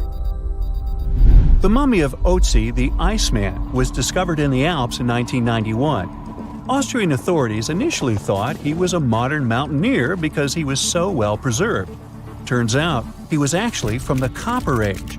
He was found in a mountain pass over 10,000 feet above sea level. Through studying his mummy, we've learned so much about life in Copper Age Europe. For example, we know that he was a native of Central Europe and enjoyed eating meat. He also suffered from arthritis, narrowing arteries, and intestinal problems. But he likely used acupuncture and medicinal herbs to treat these conditions. And apparently, he was pretty handy with tools. He sharpened them just days before his untimely demise. Who knows if he was expecting trouble or just getting ready for some routine work. Now, King Tut and his story is most likely the one that made all mummies famous. This pharaoh passed away at the young age of 19, more than 3,000 years ago. But his mummy is still one of the most well-known in the world. When his tomb was opened in 1922, people went wild because it was still intact, unlike many other royal tombs. It had some seriously blinged-out coffins, including one made of solid gold. Not only did Tut's tomb give us a glimpse into ancient Egyptian history, but his mummy also taught us a lot about the time he lived in. DNA analysis helped identify his parents and revealed that the pharaoh had a rare bone disorder that might have made walking a bit tough. Now, Ginger is most likely one of the coolest mummies you'll ever hear about. He's like a time traveler from 5,000 years ago who's still looking fly with his golden hair and perfectly preserved nails. Ginger was discovered in Egypt and is believed to be the earliest known mummified body. Before people even knew about mummification, they used to place bodies in shallow graves in the hot, dry sand. And since the sand absorbed all the water, bacteria couldn't reproduce and the body was preserved naturally. Now, scientists are not sure if Ginger's preservation was intentional or not, but since he was buried with some pottery vessels, it's likely that whoever buried him knew some serious preservation techniques. If you want to meet Ginger in person, he's currently chilling at the British Museum. One Dutch art collector bought a statue from Asia and ended up finding a weird discovery. The statue contained a mummy hidden inside. Unfortunately, the body was too fragile to move, so they had to leave it there. The coolest part is that this mummy is over 1,000 years old and was on display for 200 years before being encased in the statue. When scientists did a CT scan, they found out that the mummy was filled with paper scraps covered in writings. Experts think he might have done this thing called self-mummification, which is a pretty intense process involving a special diet and tea that makes your body less prone to bacteria. Only a few people could handle this ritual, and those who managed to do that were seriously respected. No other Egyptian queen has baffled scientists and historians like the stunning Nefertiti. Based on her statues, she was known for her slender neck, wide eyes, and high cheekbones. Her name translates to "the beautiful woman has come." Talk about living up to your name, huh? Even though she wasn't a pharaoh herself, Nefertiti still managed to leave a lasting impression. Written records suggest that, as a wife and queen, she held an incredibly influential role. Because of her power, she was indeed admired, but she also managed to make quite a lot of enemies throughout her life. She was also related to King Tut, but not biologically. Rather, she was his stepmother. So far, locals have yet to identify her mummy, but that may soon change. A local Egyptologist who has been busy excavating tombs in the Valley of the Kings has found two mummies that he believes could be Nefertiti and her daughter. According to specialists, we may soon finally get a definitive answer about the identity of these two mummies. And if one of them does turn out to be Nefertiti, we could be in for a real treat. DNA analysis and CT scans of the mummy could give us the most complete and accurate image of the queen that we've ever seen. It's crazy to think that we've only scratched the surface of what lies beneath modern-day Egypt. Nefertiti ruled during a time of great power and prosperity in Egypt, but unfortunately passed away in a period of social turmoil, leading to her gravesite being lost. Now, where's my mummy? Most people know that pyramids were built as grand tombs for the pharaohs, designed to ensure they had a smooth journey to the afterlife. The Great Pyramid of Giza, for instance, was constructed for the pharaoh Khufu. But what most people don't know is that this whole pyramid building trend started right here with the step pyramid of Djoser about 4,700 years ago. This massive structure was built for Pharaoh Djoser, a ruler from Egypt's 3rd dynasty. It rises 7 layers high above the ground and stands about 200 feet tall. We think of it today as a phenomenal architectural project, but for ancient Egyptians, the step pyramid of Djoser turned out to be more like a massive experiment, a trial run, if you will, to perfect their building skills before they moved on to even more ambitious pyramids. Reaching new heights is super exciting, but the real mystery is what is going on below the ground. In this pyramid's underground labyrinth, there is a network of tunnels stretching about 3.5 miles long, and some researchers believe these tunnels might have been part of a sophisticated water system that could completely change what we think about pyramid construction. Let's talk about this massive complex located in Saqqara. Surrounding the pyramid, there's what's known as a dry moat, a continuous trench that is up to 164 feet wide and almost 2 miles long. It forms a sort of rectangular shape around the pyramid. This trench has an average depth of about 65 feet. Now, if you were to add up all the earth and rock they dug out to create this moat, it would be about 10 times the volume of the step pyramid itself. For the longest time, people just assumed this trench was nothing more than a huge quarry, a place where they dug up stone and clay to build the step pyramid. Makes sense, right? But when you take a closer look, it doesn't add up. The trench is too narrow and deep to be practical for mining, and its layout doesn't match anything we know about ancient Egyptian quarrying methods.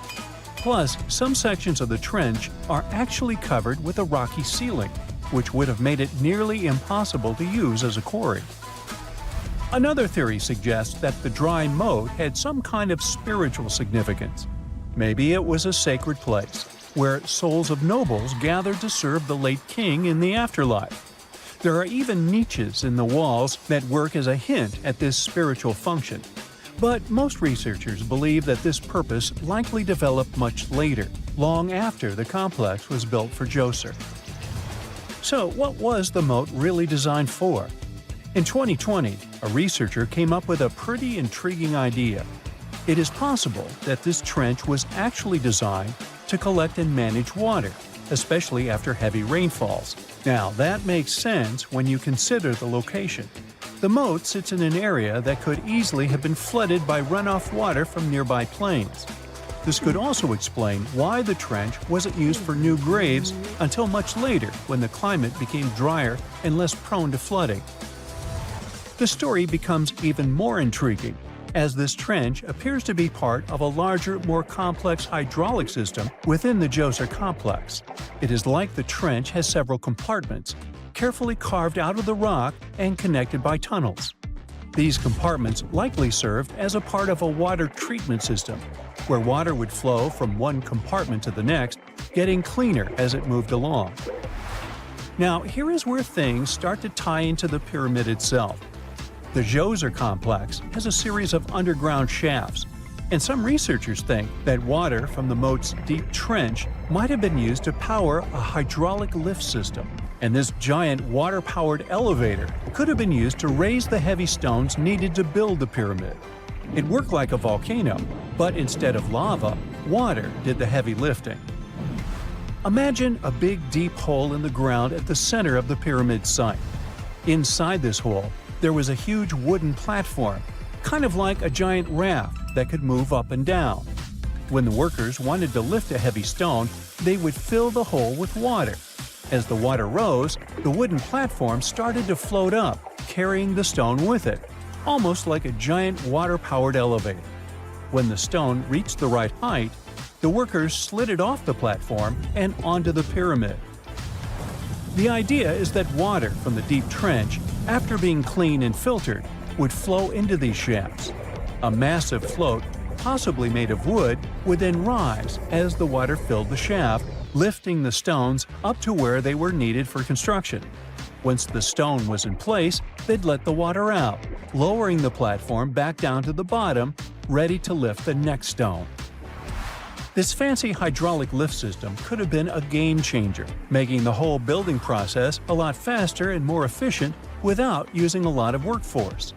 It is like the ancient Egyptians were already embracing the whole idea of work smarter, not harder.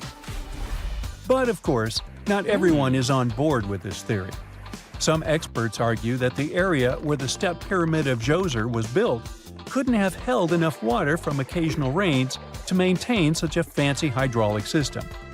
The main theory suggests that, in the past, there might have been some kind of lake nearby that would have filled up after a period of rain, and this lake could have supplied water to the complex's hydraulic system. But there is no mention of such a lake in any ancient Egyptian writings, so it might be more of a what-if situation than a reality. And then there's the issue of the hard work itself. Remember when I said this method could have allowed the ancient builders to raise stones with far less effort? Well, that might not be entirely true. According to some experts, just building this hydraulic device would have required a lot more heavy work than simply moving the stone blocks using good old-fashioned manpower. And let's not forget, the step pyramid of Djoser is like a baby pyramid compared to those that came later. The stones used for Djoser's pyramid weighed, on average, about 660 pounds each, which is nothing compared to the more than 2.5-ton blocks used later for the pyramid of Chephren. If this cool water lift theory gets completely ruled out, we still need to explain how this pyramid was built in the first place. To answer that, we need to rewind a bit and talk about the original plans. See, before Djoser's tomb became a pyramid, the idea was to construct a simple mastaba. This type of tomb was pretty common in earlier periods, a flat-roofed, rectangular structure with sloping sides. But after the original mastaba was finished, they decided to expand it a bit by adding more layers on top. And then they added even more layers, until the construction reached 6 distinctive steps, each one smaller than the previous. And they probably did all this by raising those heavy stones using ramps, not a water-powered elevator. There is still so much we don't know about the step pyramid of Djoser. More research is definitely needed to fully understand how this system worked, or if it even existed at all. But the idea of using water to help build the pyramid adds a whole new layer to our understanding of ancient Egyptian engineering.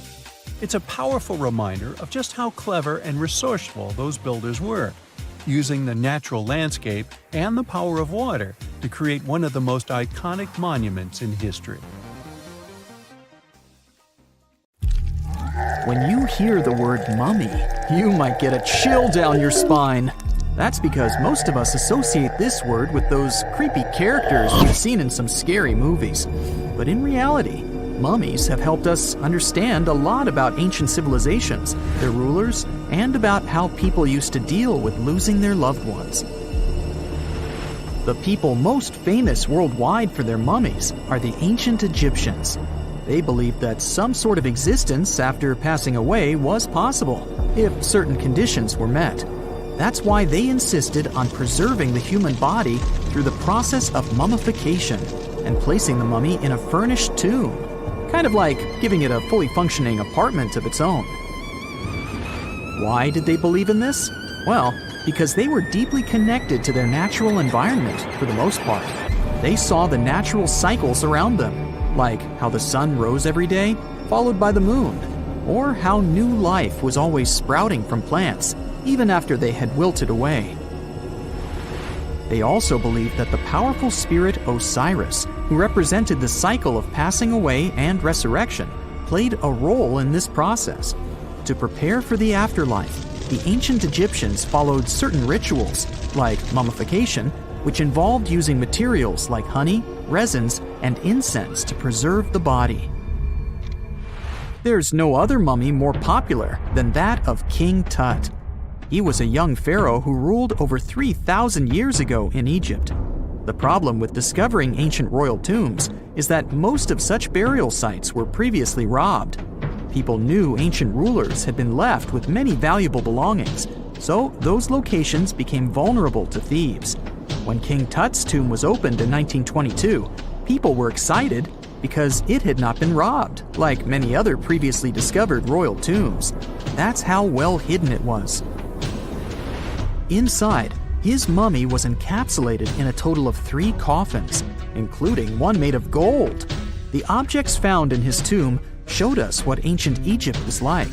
And studying his mummy also helped us learn about the culture and practices popular at the time when he passed away.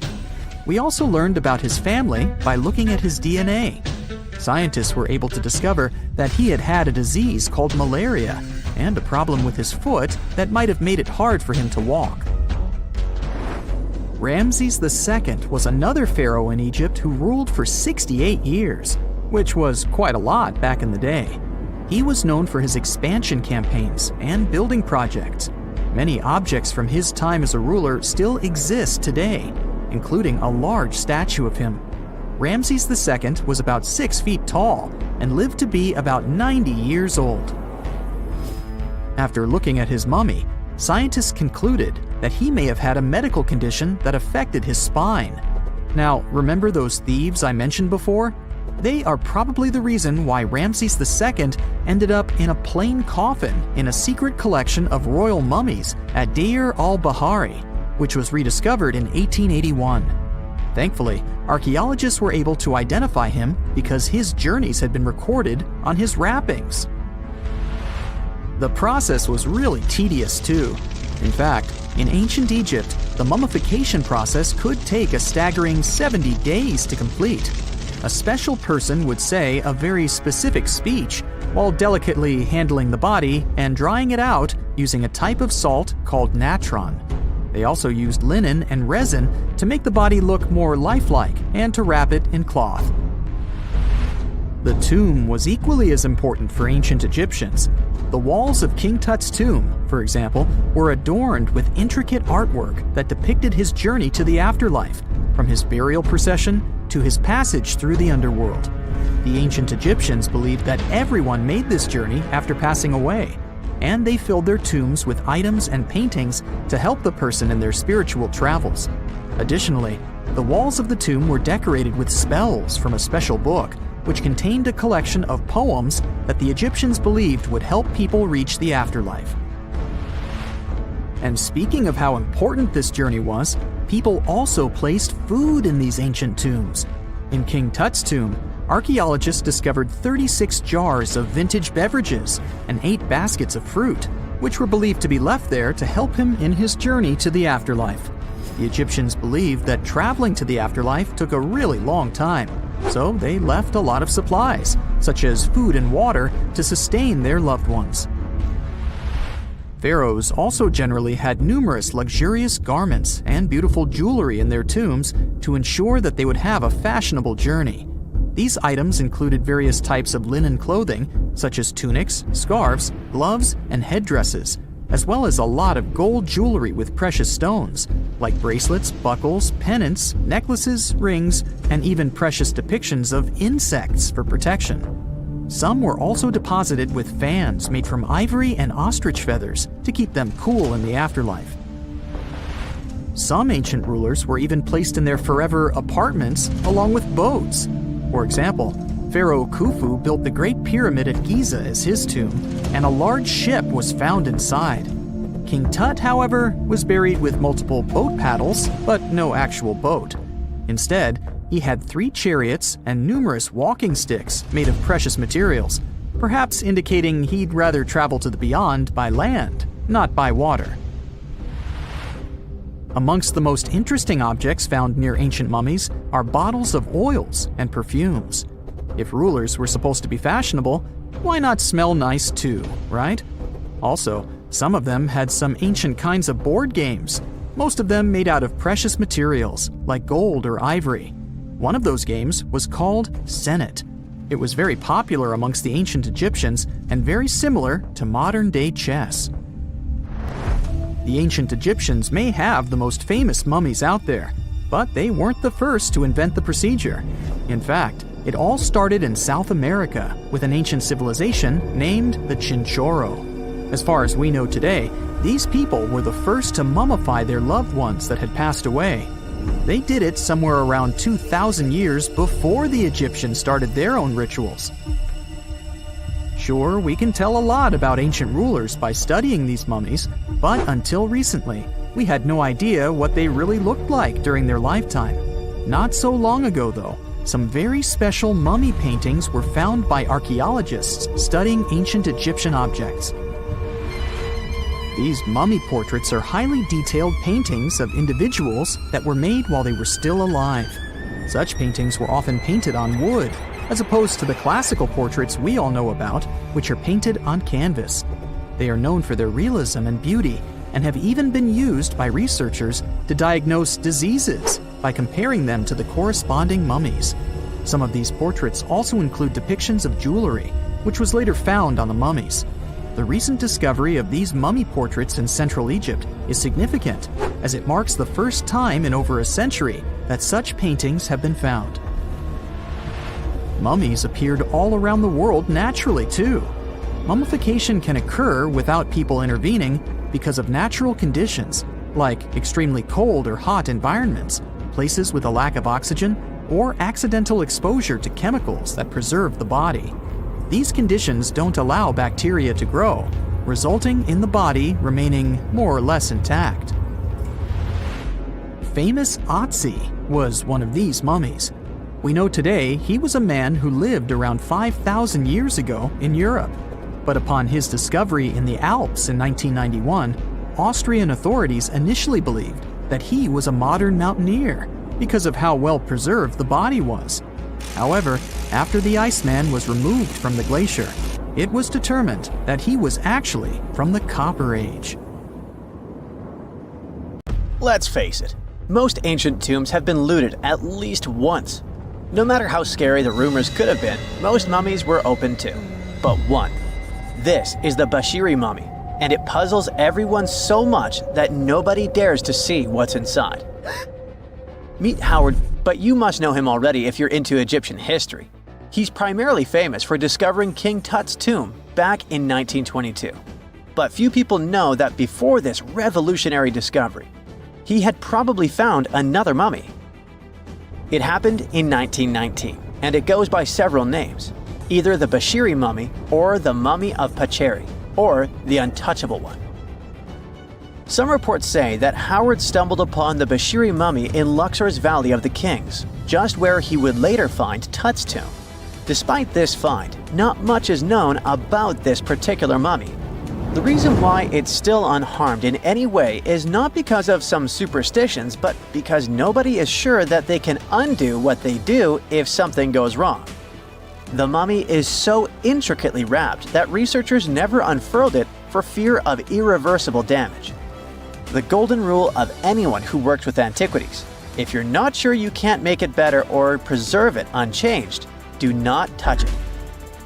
History knows many examples of ancient relics ruined beyond repair, say Ecce Homo, or smiling statue restoration. The delicate fabric that covers the mummy's face has this cool design that kind of looks like a pyramid. The researchers are not 100% sure, but this might be the only one of its kind with that embalming style. But without knowing the ancient technique, it's next to impossible not to ruin the mummy while unwrapping and wrapping it back. Back in the day, people, both experts and looters, would unwrap mummies for all sorts of reasons, mostly to study them. Luckily, these days, we have advanced tech that lets us check out what's inside a sarcophagus without having to unwrap anything. After taking a closer look at the Bashiri mummy, researchers figured out that it belonged to a man who was around 5.5 feet tall and lived during the Ptolemaic era, which makes this mummy roughly 2,300 years old. The Egypt Museum shared that the X-ray scan also uncovered an inscription of the guy's name, but it's a bit tricky to tell if it says Pacheri or Nenu, adding to the intrigue.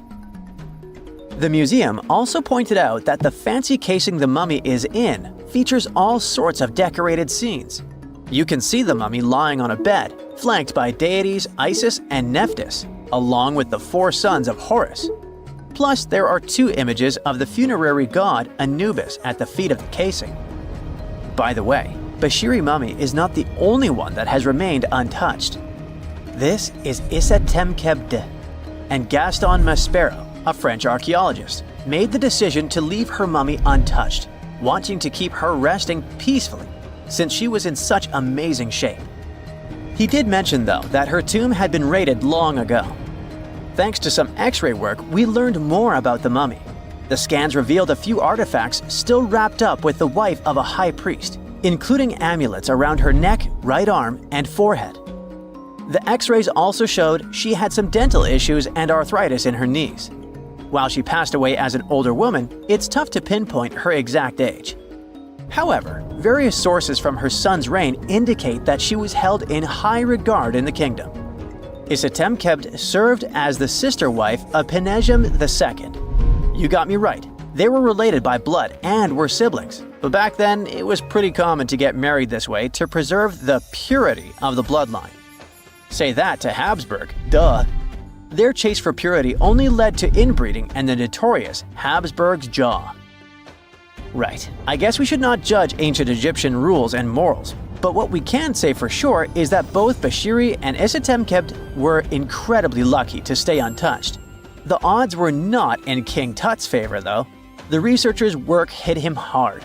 The tomb itself was discovered in 1922, but it wasn't until 1925 that the nested coffins were opened during an excavation. The outer coffin, held together with silver pins, opened up to show another coffin shaped like a mummy, decorated with colorful glass and flower garlands. There were worries about the king's mummy because it had been exposed to moisture. The middle coffin was pretty heavy and didn't have any handles, so they had to be super careful taking it out. Inside the innermost coffin, which was solid gold and wrapped in a red cloth, they found the royal mummy, and this all went down on October 28, 1925. Tutankhamun's mummy, measuring about 6.07 feet, fit snugly into the innermost coffin, which was 6.17 feet long. You can already tell there was a problem, right? Imagine how hard it is to extract something as fragile as an ancient dried-up mummy, especially when there's not much room for maneuver. Plus, the mummy looked sus. It was pitch black. Howard Carter, the lead archaeologist of the expedition, estimated that around 2 buckets worth of oils had been poured over the mummy. But care had been taken to avoid the mask and feet. It was made to preserve him better. The body was positioned at a slight angle in the coffin, and there was a noticeable difference in the amount of dark oils on the right and left sides, indicating that the coffin might have tilted while being lowered into the sarcophagus. This oil created moisture inside the coffins, and over time, it reacted chemically, which Carter described as a sort of slow, spontaneous combustion, leading to the carbonization of the linen wrappings. Unfortunately, the combination of heat and moisture took a toll on the mummy's trappings as well. The crooked flail fell apart, the resin scarab cracked, and the threads holding the hands and mummy's bands started to decay, making everything quite fragile. Plus, the oils hardened over the years, effectively gluing the mummy and mask to the coffin's bottom. To try and separate the mummy from the inner and middle coffins, they were placed in the sun for several hours, reaching temperatures of 149 degrees Fahrenheit. Despite this effort, the mummy remained stuck, so the initial examination had to be done right where it was. The first part of Tutankhamun's mummy the researchers checked out was his lower legs and feet, meaning they started the examination from the bottom up. As they peeled back the bandages, they uncovered the first of many treasures wrapped up with the king. They took their time to carefully document and photograph everything they found. The inner layers of bandages were in pretty bad shape, mostly turning to dust, making it tough to figure out how everything was originally wrapped. Still, the overall methods matched what was seen in other nobles' mummies from that time. Lots of folded linen pads were used to shape the torso and thighs. The outer and inner bandages were made from fine linen, while the middle layers were coarser. They had some intricate bandaging around the shoulders and chest with a similar style around the groin. Each limb, along with fingers and toes, which were fitted with gold caps, was wrapped separately. Tutankhamun even wore gold foil sandals on his feet. They hoped to separate the mummy from the coffin by removing the outer bandages, but the resins had stuck the body to the coffin. So, the researchers ended up chiseling it out. To do this, they had to cut the torso in half at the hips and disarticulate the arms to continue unwrapping. Each part was treated with hot paraffin wax for stability, and later the hands and feet were reattached with resin. Finally, they used hot knives to detach the head from the mask. To check the teeth, it was decided to make an incision around the jaw and neck, which was later fixed with resin. So technically, the scientists did all they could to preserve the mummy, but still, in a way, it ended up being damaged beyond repair. What do you think? Should they have left it in the coffin? Or did they do the right thing? Let us know in the comments. A gruesome discovery took place in Egypt some years ago. You want to hear about it? 16 human hands, carefully buried in 4 eerie pits. They didn't look too much like human hands at first, since they were abnormally large. But they were. Weirdly, there were only right hands. No left hands were in sight. It turned out that it points to the practice of an ancient dark ritual. Old Egyptian art and tales talked of a ceremony where warriors would present the right hand of their adversaries as proof of victory and ask for gold in return. Egyptians believed in the afterlife, so cutting off someone's hand meant you cut off their power eternally. Guaranteeing this type of defeat was interesting to the winning party. Here, the fight was between Egyptians versus Hyksos, who lived in what was once known as Canaan. Egypt has always been the center of some history-changing findings, and some time ago, this papyrus was found. If we stretched it open, it would be just a tad bigger than the height of a skyscraper. The world's tiniest skyscraper, which is located in Wichita Falls, Texas. When humans didn't write on their notes app, they wrote on this thing, made from the medulla of a papyrus plant. Around 2,000 years ago, ancient Egyptians wrote something reminiscent of a book where they describe most of their funerary traditions and their visions of the afterlife. It's considered one of the most important texts from ancient Egypt and is still sold in bookstores to this day. This ancient manuscript was unearthed from a chamber located just south of the Pyramid of Djoser, located in Saqqara. Oh yes, Djoser is the oldest pyramid in Egypt and not the Giza pyramids like most people think. So recently, the site of Saqqara buzzed with excited archaeologists who probably found one of Egypt's oldest complete mummies. They believe that this beautiful and well-preserved mummy was that of a wealthy man. He was discovered in a deep shaft, covered in layers of gold leaves. There are many symbols that show he was an important and wealthy man, like the band he wore on his head, the bracelet on his chest, and the fact that he was embalmed with a tunic, which was reserved for Egypt's finest. The most exciting part of the entire discovery was finding the resting place sealed with mortar, just as the ancient Egyptians had left it 4,300 years ago. Now this may sound weird, but back in 2008, archaeologists discovered a missing pyramid. Now it went missing because it deteriorated over the span of 4,000 years. Today, you can only see its base. It was a pretty important site back in ancient times.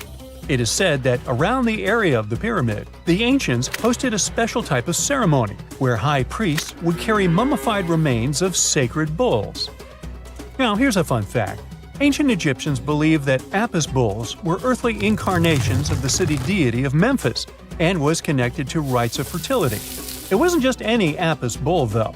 They needed to be all black with a single white mark between its horns and a bunch of very specific characteristics. They were selected by the local priests and honored until they passed away. After that, they were mummified and buried in underground galleries. Meanwhile, this missing pyramid sort of disappeared around the 1800s. It was a German archaeologist who first found it in the village of Saqqara. He called it the Headless Pyramid when he first found it. But then, years after the official discovery, the desert sand came along and covered the whole thing. There were some excavations between the 19th and 20th centuries, but they weren't too systematic. That's why scientists were so thrilled when they dug an entire pyramid's base after removing the 25-foot mound of sand that was covering it. Oh, And it turns out American archaeologists are excavating a cemetery in Egypt that could contain over 1 million mummified bodies. So far, archaeologists have dug around 1,700 mummies. One of the main differences from other classic Egyptian mummies is that these people weren't kings and pharaohs. They were commoners that most likely lived about 1,500 years ago, when Egypt was controlled by the Roman and Byzantine empires. The name of the cemetery is cool, though, the Way of the Water Buffalo, just in case you want to check it out on your next trip. Other than bulls and buffaloes, ancient Egyptians also liked baboons. Are you seeing a pattern here? In the beginning of the 20th century, archaeologists discovered a site filled with mummified baboons in a place called, guess what? The Valley of Monkeys. An animal wouldn't have been mummified if it wasn't considered important. Certain animals were more important than others, since they were linked to specific deities. Jackals were connected to Anubis, the ancient god of the afterlife, and cats were likened to the female deity Bastet. Baboons were a pretty big deal, since they were believed to be connected to Thoth, the deity of wisdom and advisor to Ra, one of Egypt's supreme deities. The archaeologists who studied these animals weren't too happy. They think these baboons were kept inside and were deprived of sunlight for most of their lives. They had extreme vitamin D deficiencies and they were poorly fed. Maybe Thoth got angry with these baboon keepers. Just a guess. Since there's never a boring day for archaeologists in Egypt, they also found human mummies with golden tongues. Since Egyptians were all about the afterlife, they believed that golden tongues might help a person speak once they pass to the other side. I mean, it's a long shot, but hey, why not?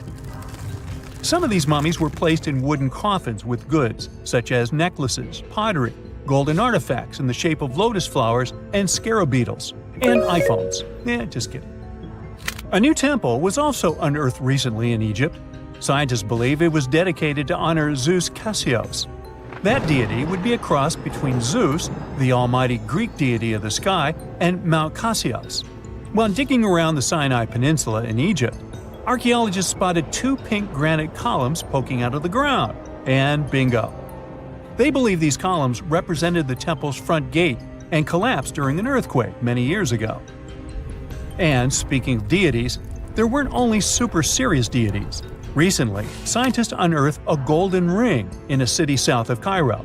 No, Frodo, it's not magical. It was a normal gold ring, but it had the depiction of the deity of fun, officially named Bes. This deity is often described in sacred texts as a happy chubby dwarf. Today, many tattoos we get are sorta deprived of any sense and are made of aesthetic purposes only. In ancient Egypt, though, women would get tattoos as a token of protection for childbirth. That's what scientists think, at least. Around the Nile region, scientists found some mummies that had well-preserved tattoos, which is a rarity since the skin deteriorates so easily. 2 of these women tattooed their lower backs, and the drawings were simple. They were mostly pictures, including that same chubby dwarf we just talked about, Bes. He also had a side hustle as the protector of women during childbirth. Now, would you believe me if I told you ancient Egyptians invented robots? No? Well, that's because that's not entirely true. Sure, they were astronomers, mathematicians, and engineers, and somehow they also squeezed an eccentric invention into that package. An automated deity some scientists called Hathor. This wooden statue had been in the Metropolitan Museum of Art for years before someone noticed its secret. With the help of an X-ray machine, specialists discovered a mechanical operating system inside it. The pulley-like axis goes from the statue's shoulder to her left leg. When the system rotates, the statue raises and lowers her hand. Hey, pick me! Pick me! I got my hand up here. Imagine working 7 days a week on a large-scale construction site. You, along with thousands of others, carry millions of stone blocks and put them on top of each other according to a complex system. You work without modern construction equipment. You have no air conditioning or constant access to water. It's so hot outside that you can fry eggs on the road. You've been building the pyramid for decades, and now, when it's finally done, you enjoy the result of the colossal work of thousands of people. You're looking at a giant cultural monument of global value that will freeze in time and amaze people for tens of thousands of years. A few thousand years have passed. People in the 21st century see the pyramids and are like, wow, I can't believe humans have built this. Yeah, the people who built the pyramids wouldn't have appreciated such a theory. But actually, there are reasons to believe that people built it using some fantastic technology. From the outside, it seems the Great Pyramids are just big triangles of stone. People just put some heavy blocks on top of each other, and that's it. In fact, the design seems too perfect to be true. The pyramid consists of more than 2 million blocks. They lay so close to each other and are so even that you couldn't squeeze even a thin sheet of paper between them. Scientists still can't figure out the exact technology for building the Egyptian pyramids. One of the biggest and most famous is the Great Pyramid of Giza. This huge construction, well known all over the world, has one big secret. There should be a capstone on top of the pyramid. It's a triangular-shaped stone block, a small pyramid on top of a huge one. It's also called a pyramidion. The builders of ancient Egypt made it out of granite and limestone and covered it with gold. No records or old drawings prove that there was a pyramidion at the top of the Great Pyramid of Giza. But there's another ancient Egyptian structure with such a triangle, the Red Pyramid. It was built before the Great One, and its capstone has survived to this day. Archaeologists have found and reconstructed it. But where could the capstone of the Great Pyramid be? It's a mystery that still has no answer. Some are sure that some thieves have stolen it from the top. Maybe they just climbed up and pushed the pyramidion down. It makes perfect sense. The capstone was probably the most valuable element of the pyramid. Many scientists and archaeologists still don't know its exact purpose. Some believe that this peak covered with gold glorified the pharaohs. The capstone reflected moonlight at night and illuminated the entire space around it.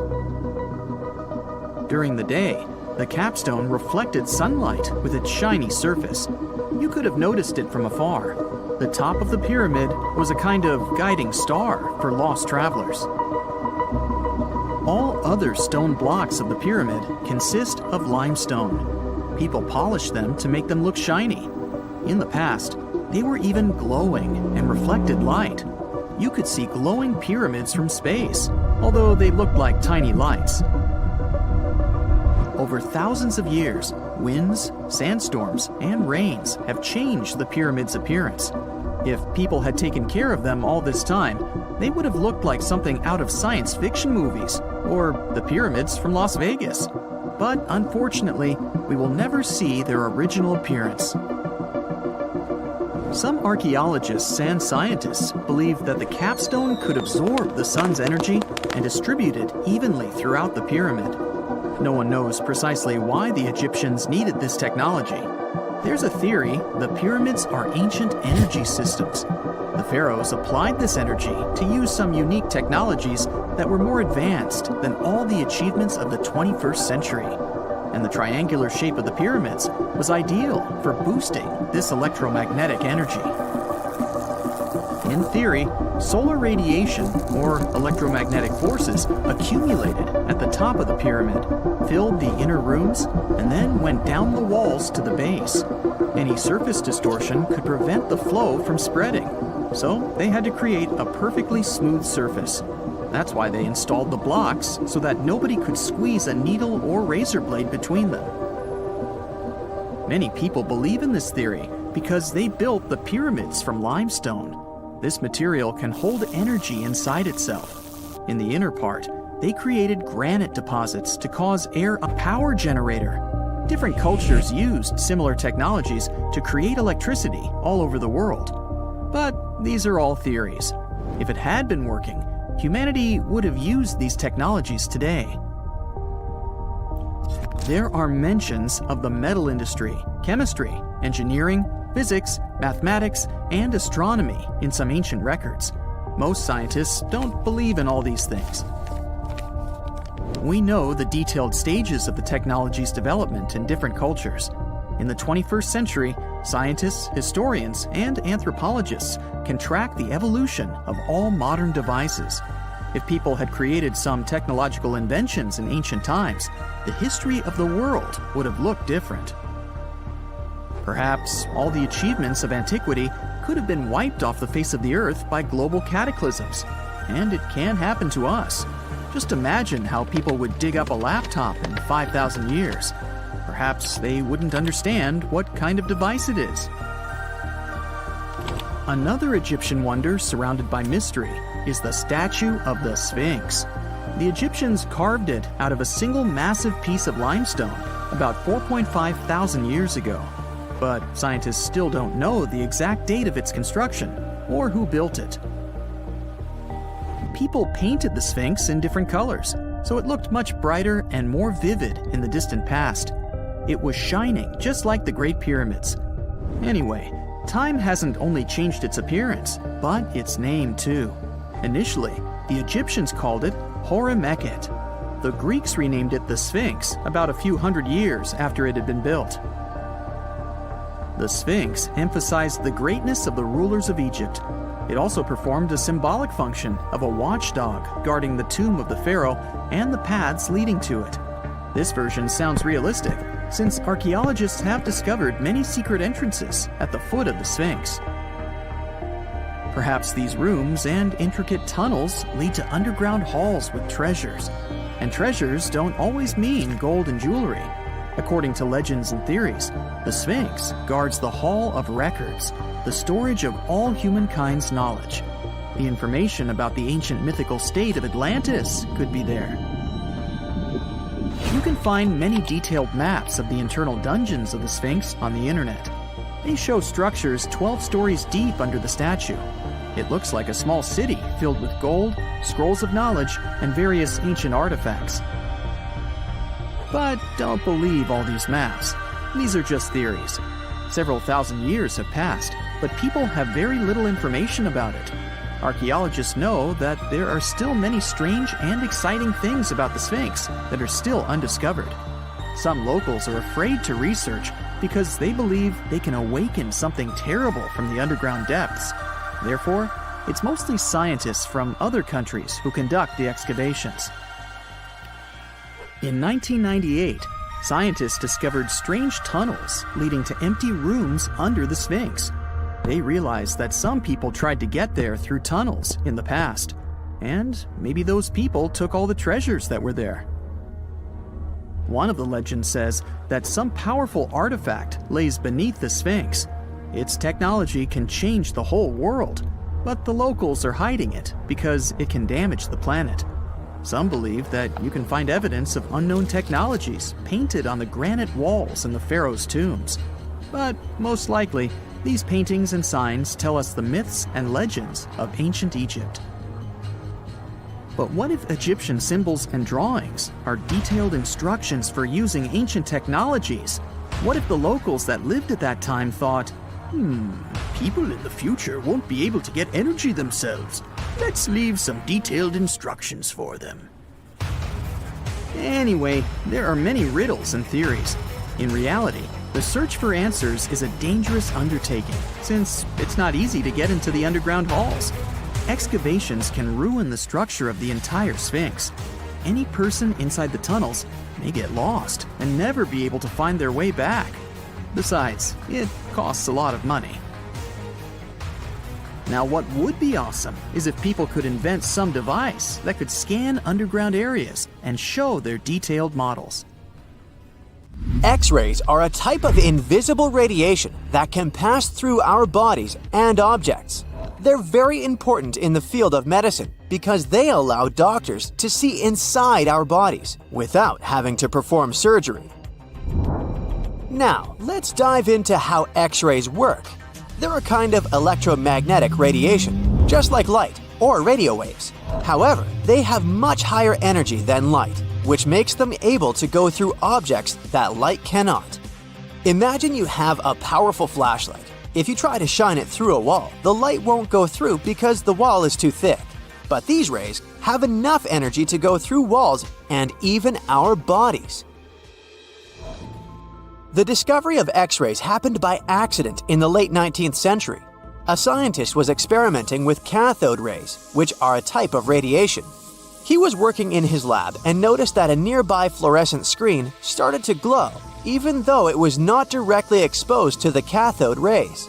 He realized that something invisible was causing the fluorescence, and he named it X-ray, because X is the mathematical symbol for something unknown.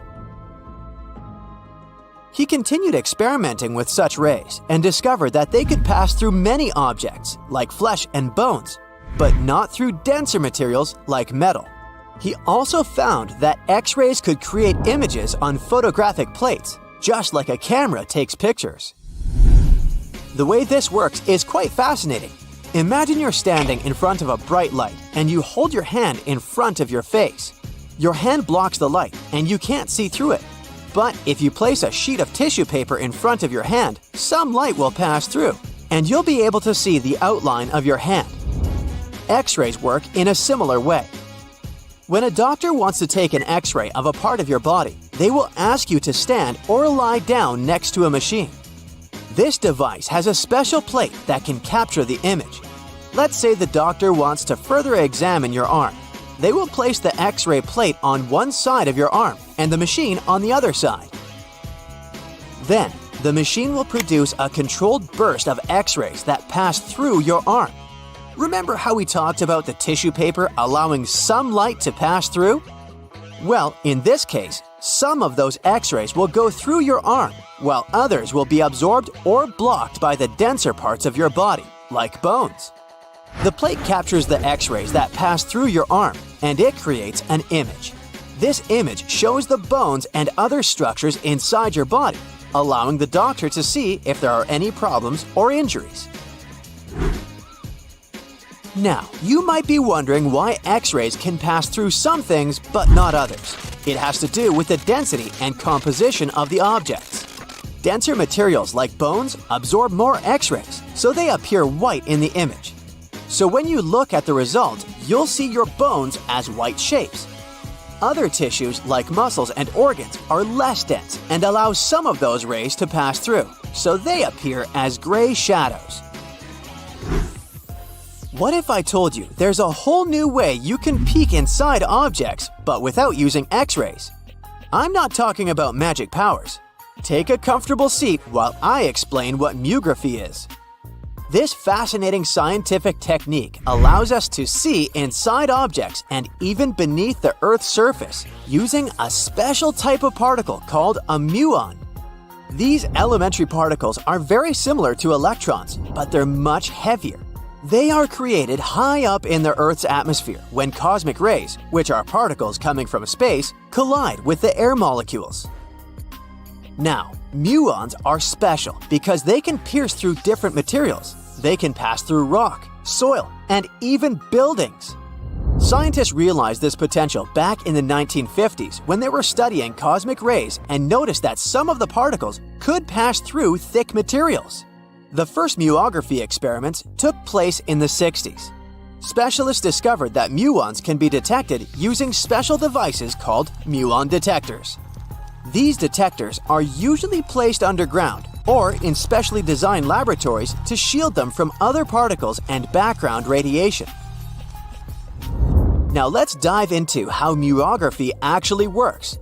Imagine you have a large object, like a pyramid, a mountain, or even an ancient statue, and you want to see what's inside without damaging it.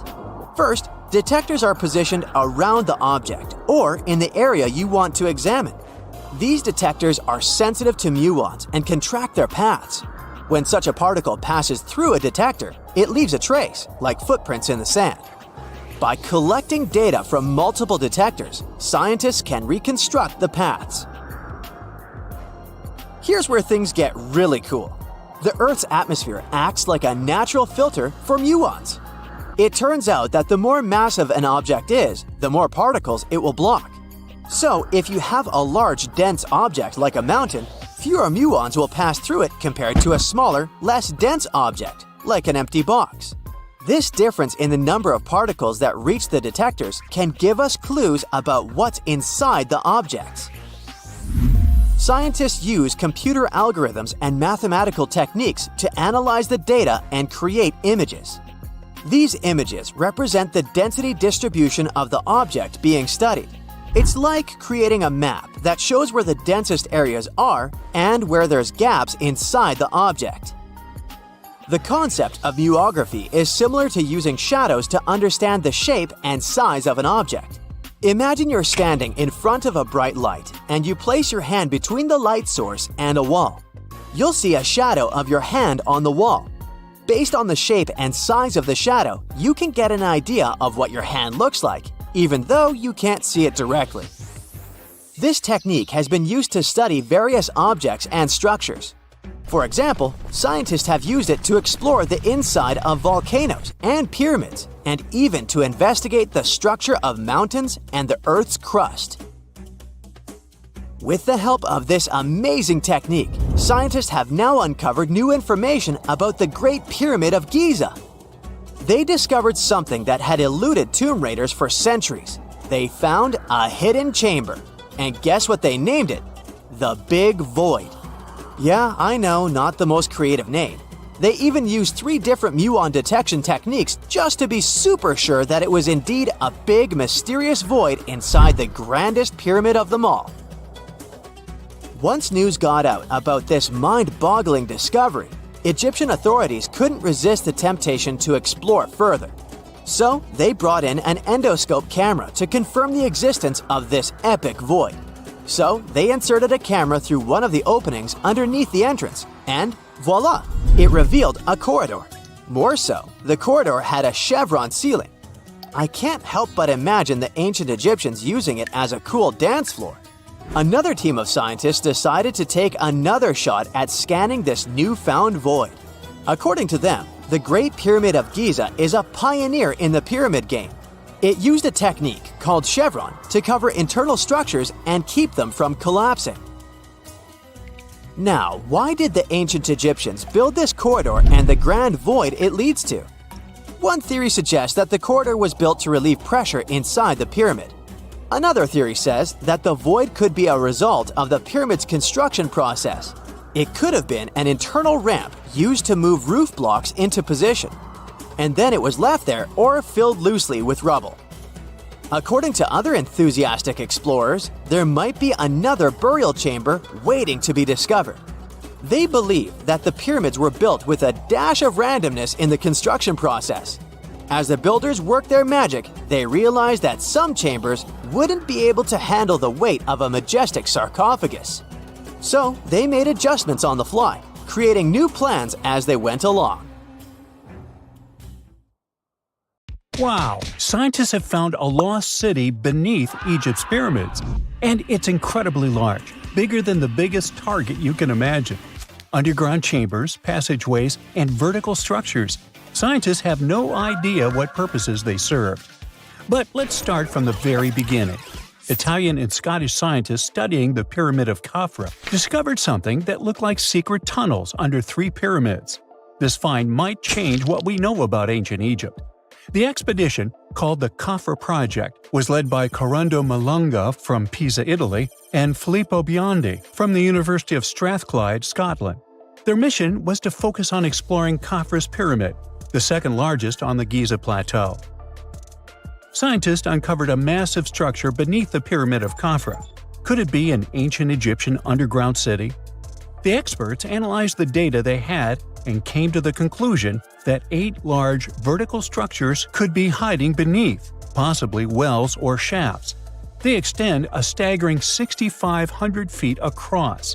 Imagine placing 2.5 Burj Khalifas on the ground, one after another, and you get the sheer size of this find.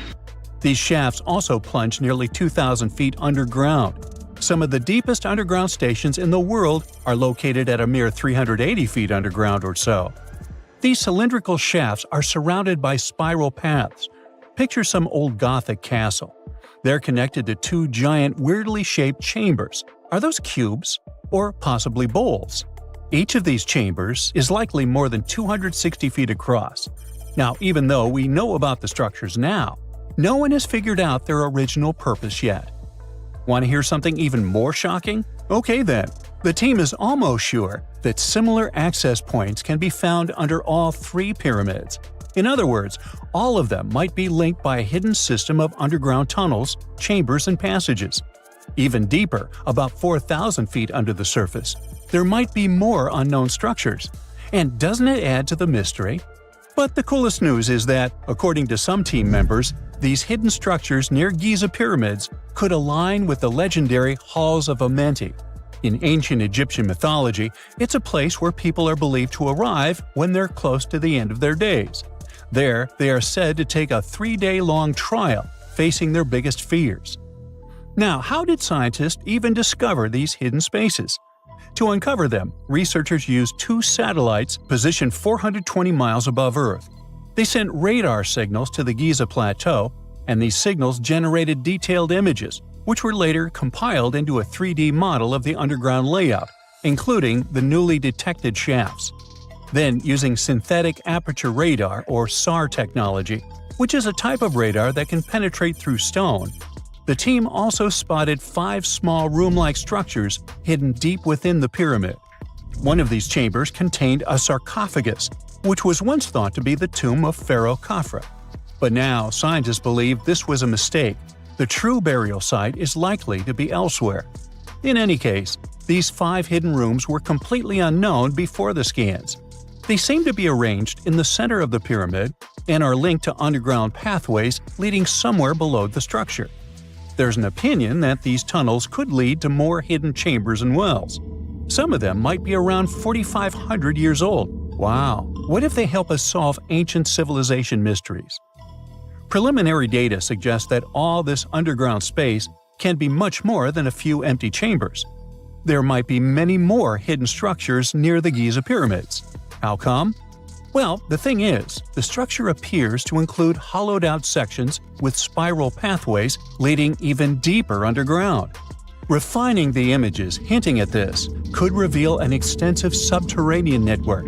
It might be a whole city hidden under the surface. Now, despite the excitement surrounding these findings, there are also a lot of people who don't believe in the existence of the underground city. They're skeptical about the archaeological discovery in Egypt due to the lack of peer-reviewed verification. That's why several archaeologists and radar experts have challenged the validity of the claims. They've explained that the technology used to make the discovery may not be advanced enough to produce such detailed underground imagery. According to them, the 5 smaller chambers found near the surface could be natural formations, since the area had had sacred significance long before the construction of the pyramids. Some experts have even dismissed the use of radar methods in this context altogether. They call these methods scientifically unproven and question their accuracy. The discovery has also reignited discussions about ancient Egyptian myths and the possibility of hidden texts lying somewhere beneath the Giza pyramids. The layout of the newly detected underground chambers shares similarities with mythological accounts of the Hall of Records, a rumored chamber that could preserve early Egyptian wisdom. If confirmed, these findings could significantly reshape the understanding of Egypt's sacred topography. Plus, this lost city beneath Egypt's pyramid could become physical evidence of previously unknown underground structures. That's why the Khafre project is super eager to begin excavating to confirm their findings. But getting approval from Egyptian authorities is a challenging process. The discoveries still need to undergo peer review before they are accepted by the academic community. By the way, this recent archaeological discovery in Egypt comes on the heels of another discovery involving a weird structure beneath the Royal Giza Cemetery, which researchers believe is unnatural in origin. Archaeologists used remote sensing techniques and uncovered a mysterious L-shaped structure underground in the Western Cemetery of Giza. This area is known to house burials of royal family members and high-ranking officials. Many of the tombs in the cemetery have above-ground mastabas, rectangular stone or mud brick structures with flat roofs. But there is an area in the center of the cemetery where there are no above-ground structures. To investigate this unexplored region, the team used electrical resistive tomography and ground-penetrating radar. ERT works by sending electrical currents into the ground and measuring the resistance to detect remains. As for GPR, it sends radar into the ground and maps the structures based on the radar's return. The team found an anomaly about 6.5 feet beneath the surface. It appeared to be an L-shaped structure measuring at least 33 feet in length. The readings suggested that the structure had been backfilled with sand after its construction. This made the team hypothesize that it could be a mix of sand and gravel, or possibly an air void. This anomaly was classified as a highly resistive structure, which meant it didn't occur naturally. Motoyuki Sato, the study's lead author and professor at Tohoku University in Japan, claims that the structure is not a natural formation due to its sharp shape. Another weird thing about ancient Egyptian pyramids is that historians have long believed that they were built primarily for royals and high-status individuals who had the wealth and power to create such massive structures. However, new research from the archaeological site of Tombos in modern-day Sudan challenges this assumption. The thing is, Tombos' pyramid may have served as burial sites for low-status workers as well as elites. The hard-working members of ancient communities may have found their last resting place in some of the most visible monuments, including the pyramids. Located along the Nile River in the ancient region of Nubia, Tombos became part of Egypt after its conquest of the area around 1400 BCE. That's when Egypt established the site to strengthen its colonial control. Workers at Tombos built pyramids, but those were much more modest than the famous pyramids of Giza. The research team reanalyzed 110 human skeletons from Tombos, originally studied in 2012. In particular, they examined the entheses, the areas where tendons and ligaments attach to bones. Such an analysis can give us insights into the amount of physical labor a person performed. When someone does hard labor, their bones often develop distinct crests and ridges at these attachment points due to the stress on the tendons and ligaments. And while some skeletons showed little change in their entheses, suggesting they belonged to individuals from the upper classes, others showed more serious changes. It means they belong to lower-class workers. This finding can totally challenge our earlier understanding of pyramid burials, especially the idea that only elites were buried in the pyramids, because the pyramids themselves were designed for the elite. This recent research may prove that lower-class workers may have found their final resting place in these monumental structures too.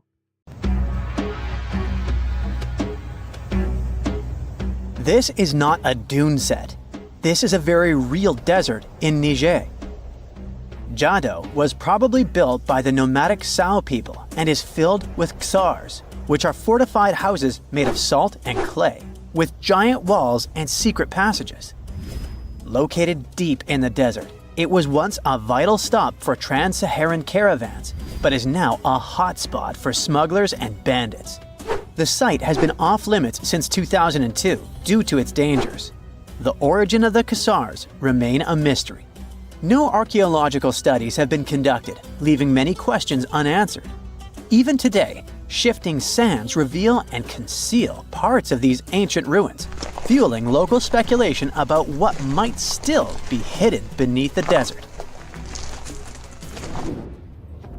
Speaking of connective tunnels, scientists were blown away by the discovery of lava tubes in Saudi Arabia. These underground passages form when molten lava cools down. Researchers believe that ancient nomadic groups may have utilized these tunnels to survive the super harsh desert climates. While excavating the tunnels, archaeologists uncovered artifacts, rock art, and skeletal remains.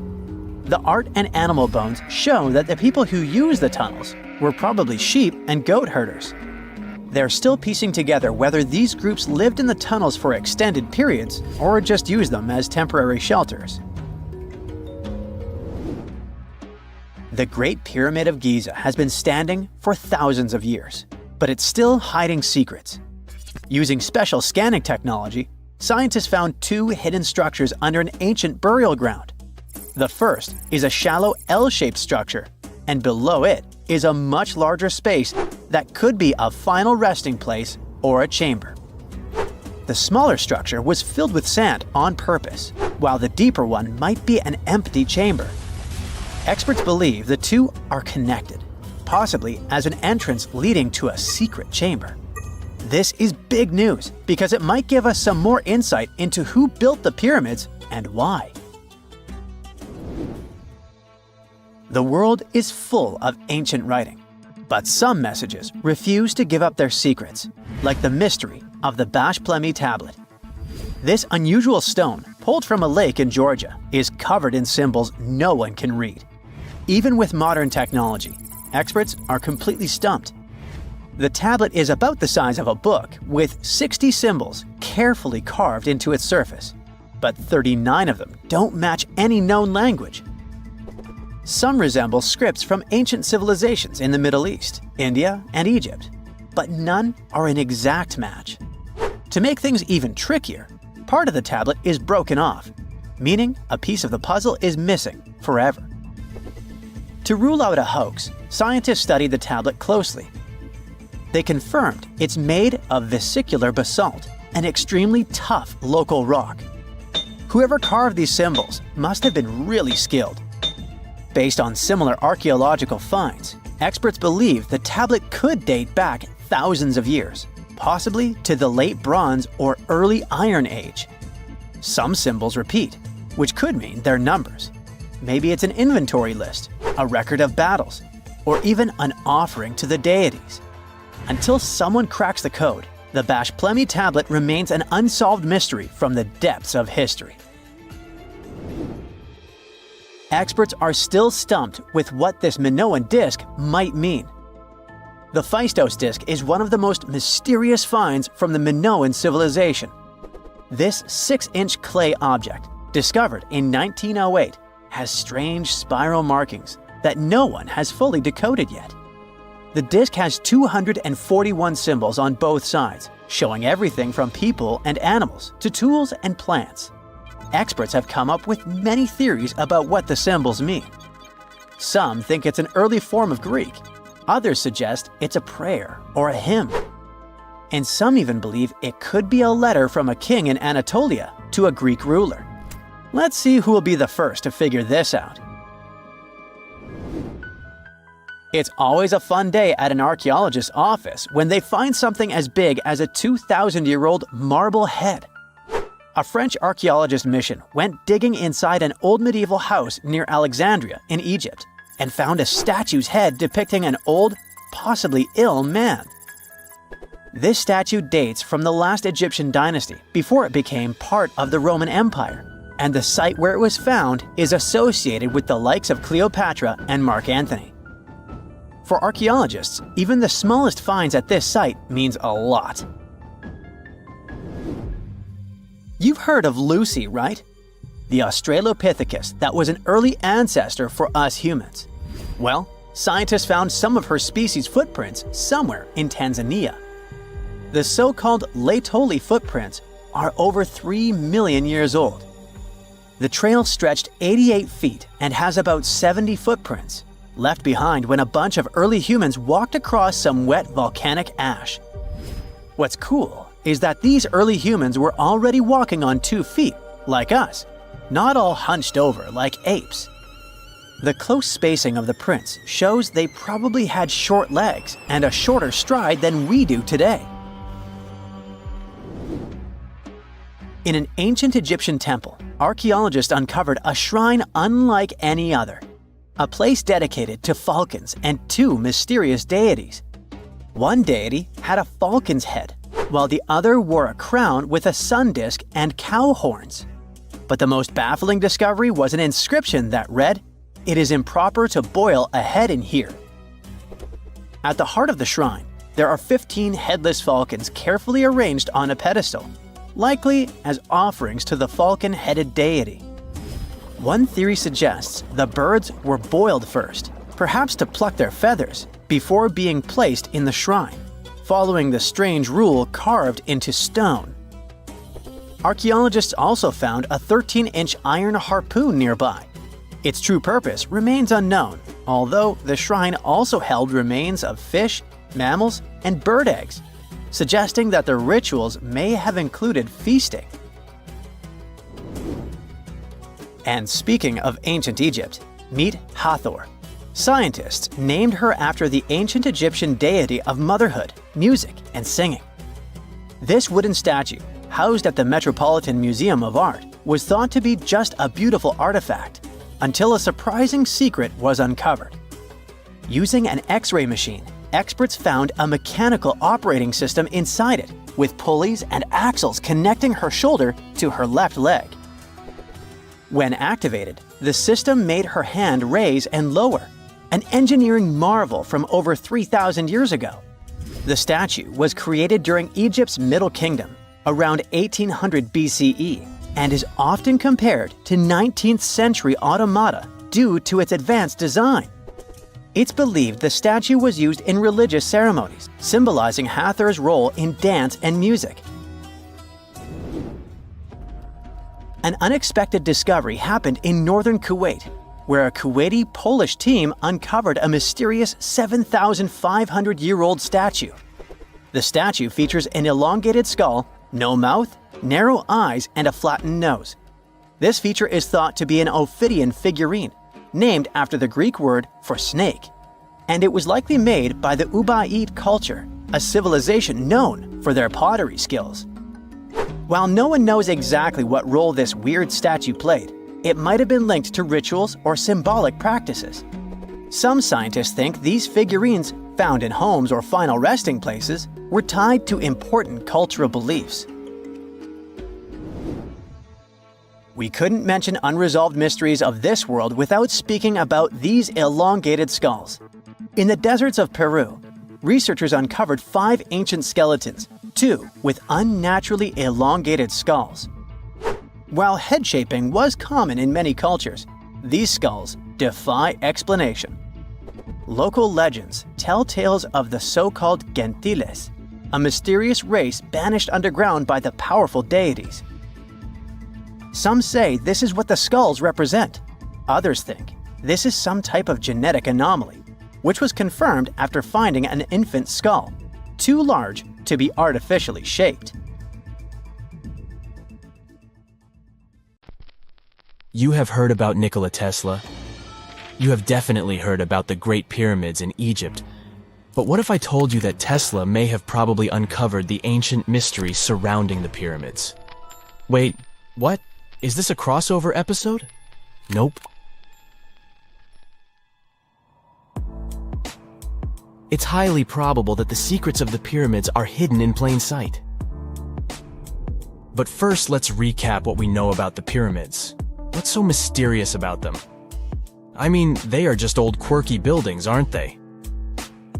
One of the biggest questions is how they were built. Some people think that the pyramids were created by people using only their hands and muscles. But others think that there might have been some kind of crazy energy source that we don't know about yet. Like, what if aliens helped out or something? Just kidding. But this idea of some unknown energy source being used to build the pyramids has been around for ages. Even in old texts, like the pyramid texts, it talks about how the gods gave us something to build a great power. So maybe there was something really powerful and mysterious going on back then? Who knows? Back in the early 1900s, he got obsessed with the Great Pyramids of Egypt. He read numerous books about these ancient structures and was blown away by how much energy they seemed to have. At that time, not many people knew much about electricity, and Tesla started to wonder if there was some kind of advanced tech hidden in the pyramids.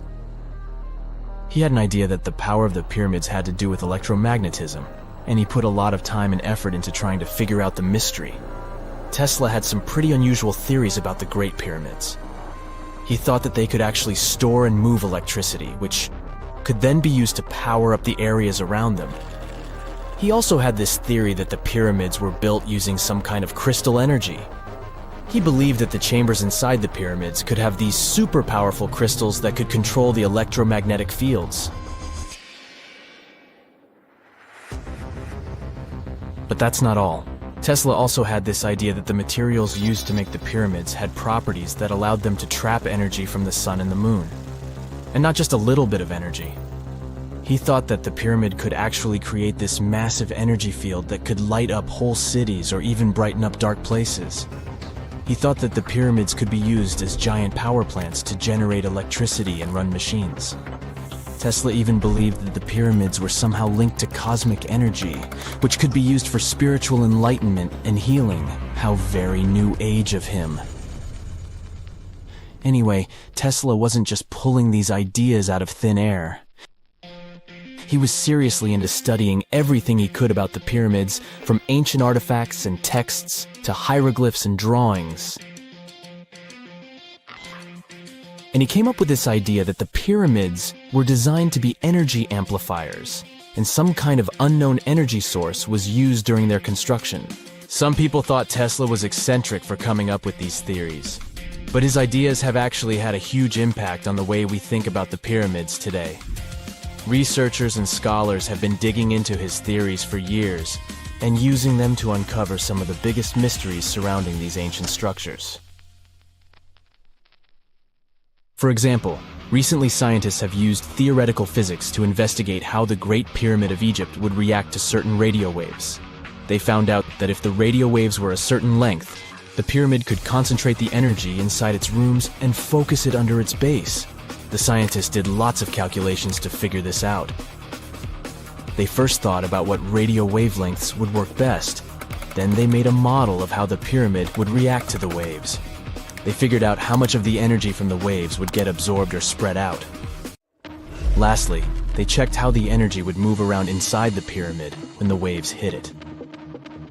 To help explain all of this, the scientists used something called multipole analysis.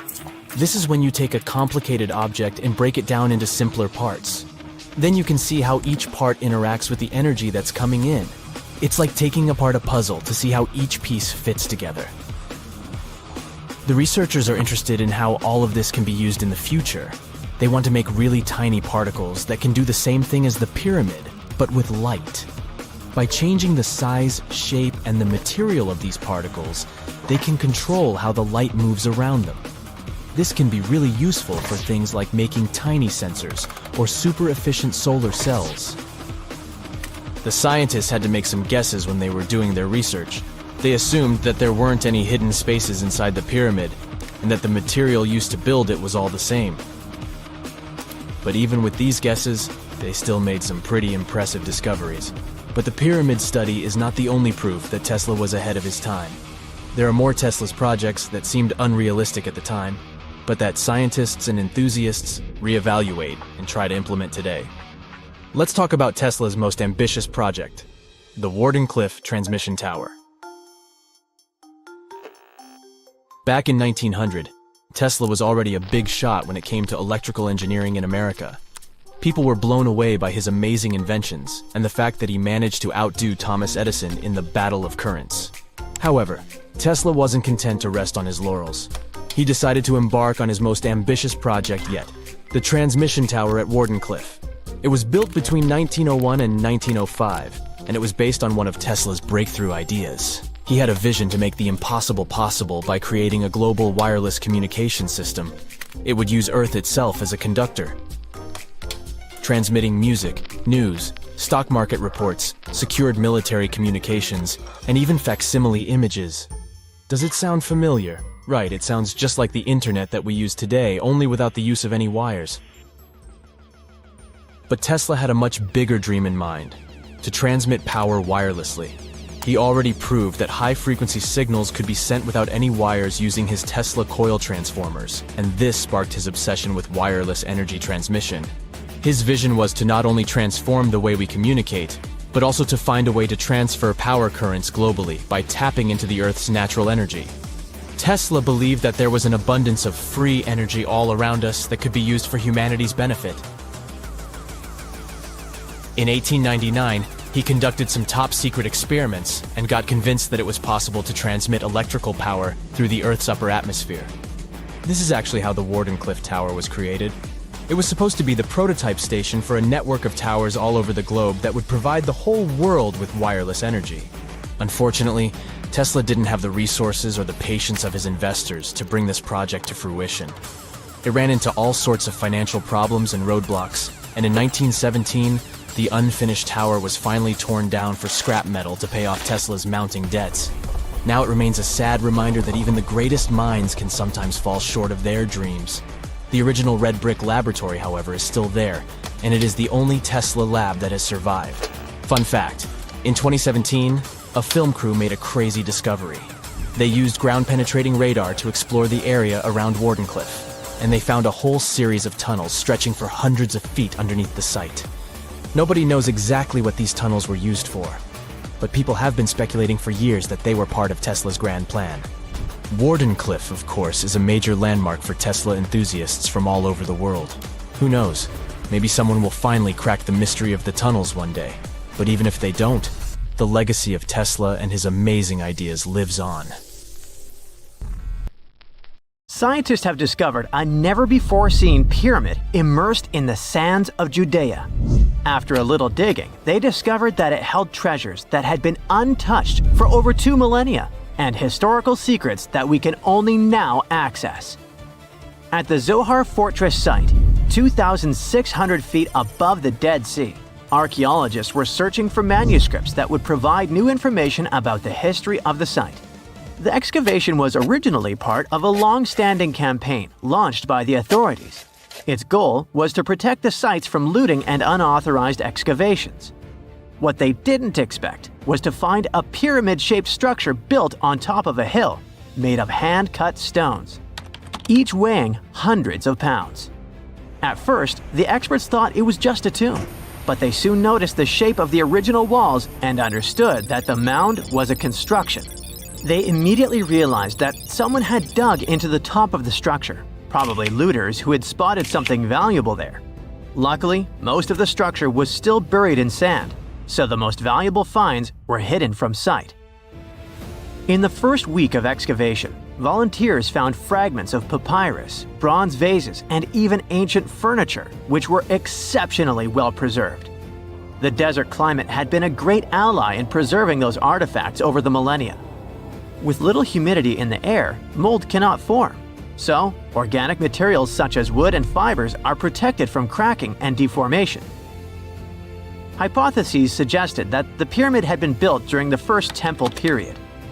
However, new discoveries have shown that it's more recent, from the Hellenistic period. Considering this and the fact that the structure dates back 2,200 years, it's believed that it probably appeared shortly after the death of Alexander the Great, the famous ancient Greek king of Macedonia. At that time, his generals divided the former Seleucid Empire. Ptolemy took control of Egypt and the surrounding regions, including the Dead Sea area, while Seleucus took control of the north, which is now part of the Middle East. It's still not known for sure whether the pyramid was built under the rule of the Ptolemaics or the Seleucids. Both Ptolemaic coins and coins from the Seleucid kingdom have been found at the site. Even so, many scholars believe it was built when the region was under Ptolemaic control. Evidence also suggests that the building, despite its longevity, collapsed at some point. But that's not why it was abandoned by the ancient Egyptians, which begs the question of what purpose it was built for. Some believe it was used as a tomb due to its picturesque location on top of a hill. Others believed it may have served as a historical monument. However, one of the strongest theories is that the pyramid was a guard tower, protecting an important trade route along which salt and bitumen resources from the Dead Sea were transported to coastal ports. They also believe it may have been used by Ptolemaic officials to collect taxes from travelers.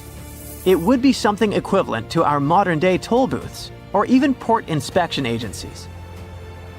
Although the contents of the papyrus documents remain a mystery, it seems very likely they were written using the Greek alphabet, and some experts believe that they may have been tax documents, which would make perfect sense, given the theory that the pyramid was a guard tower. The team calls it a fascinating historical mystery that the dig is helping to unravel, but the find is just a grain of sand in an entire desert. The dig is part of a larger project that's been going on for a long time. And in the last 8 years alone, it has scanned 111 miles of desert cliffs and identified approximately 900 caves within that radius.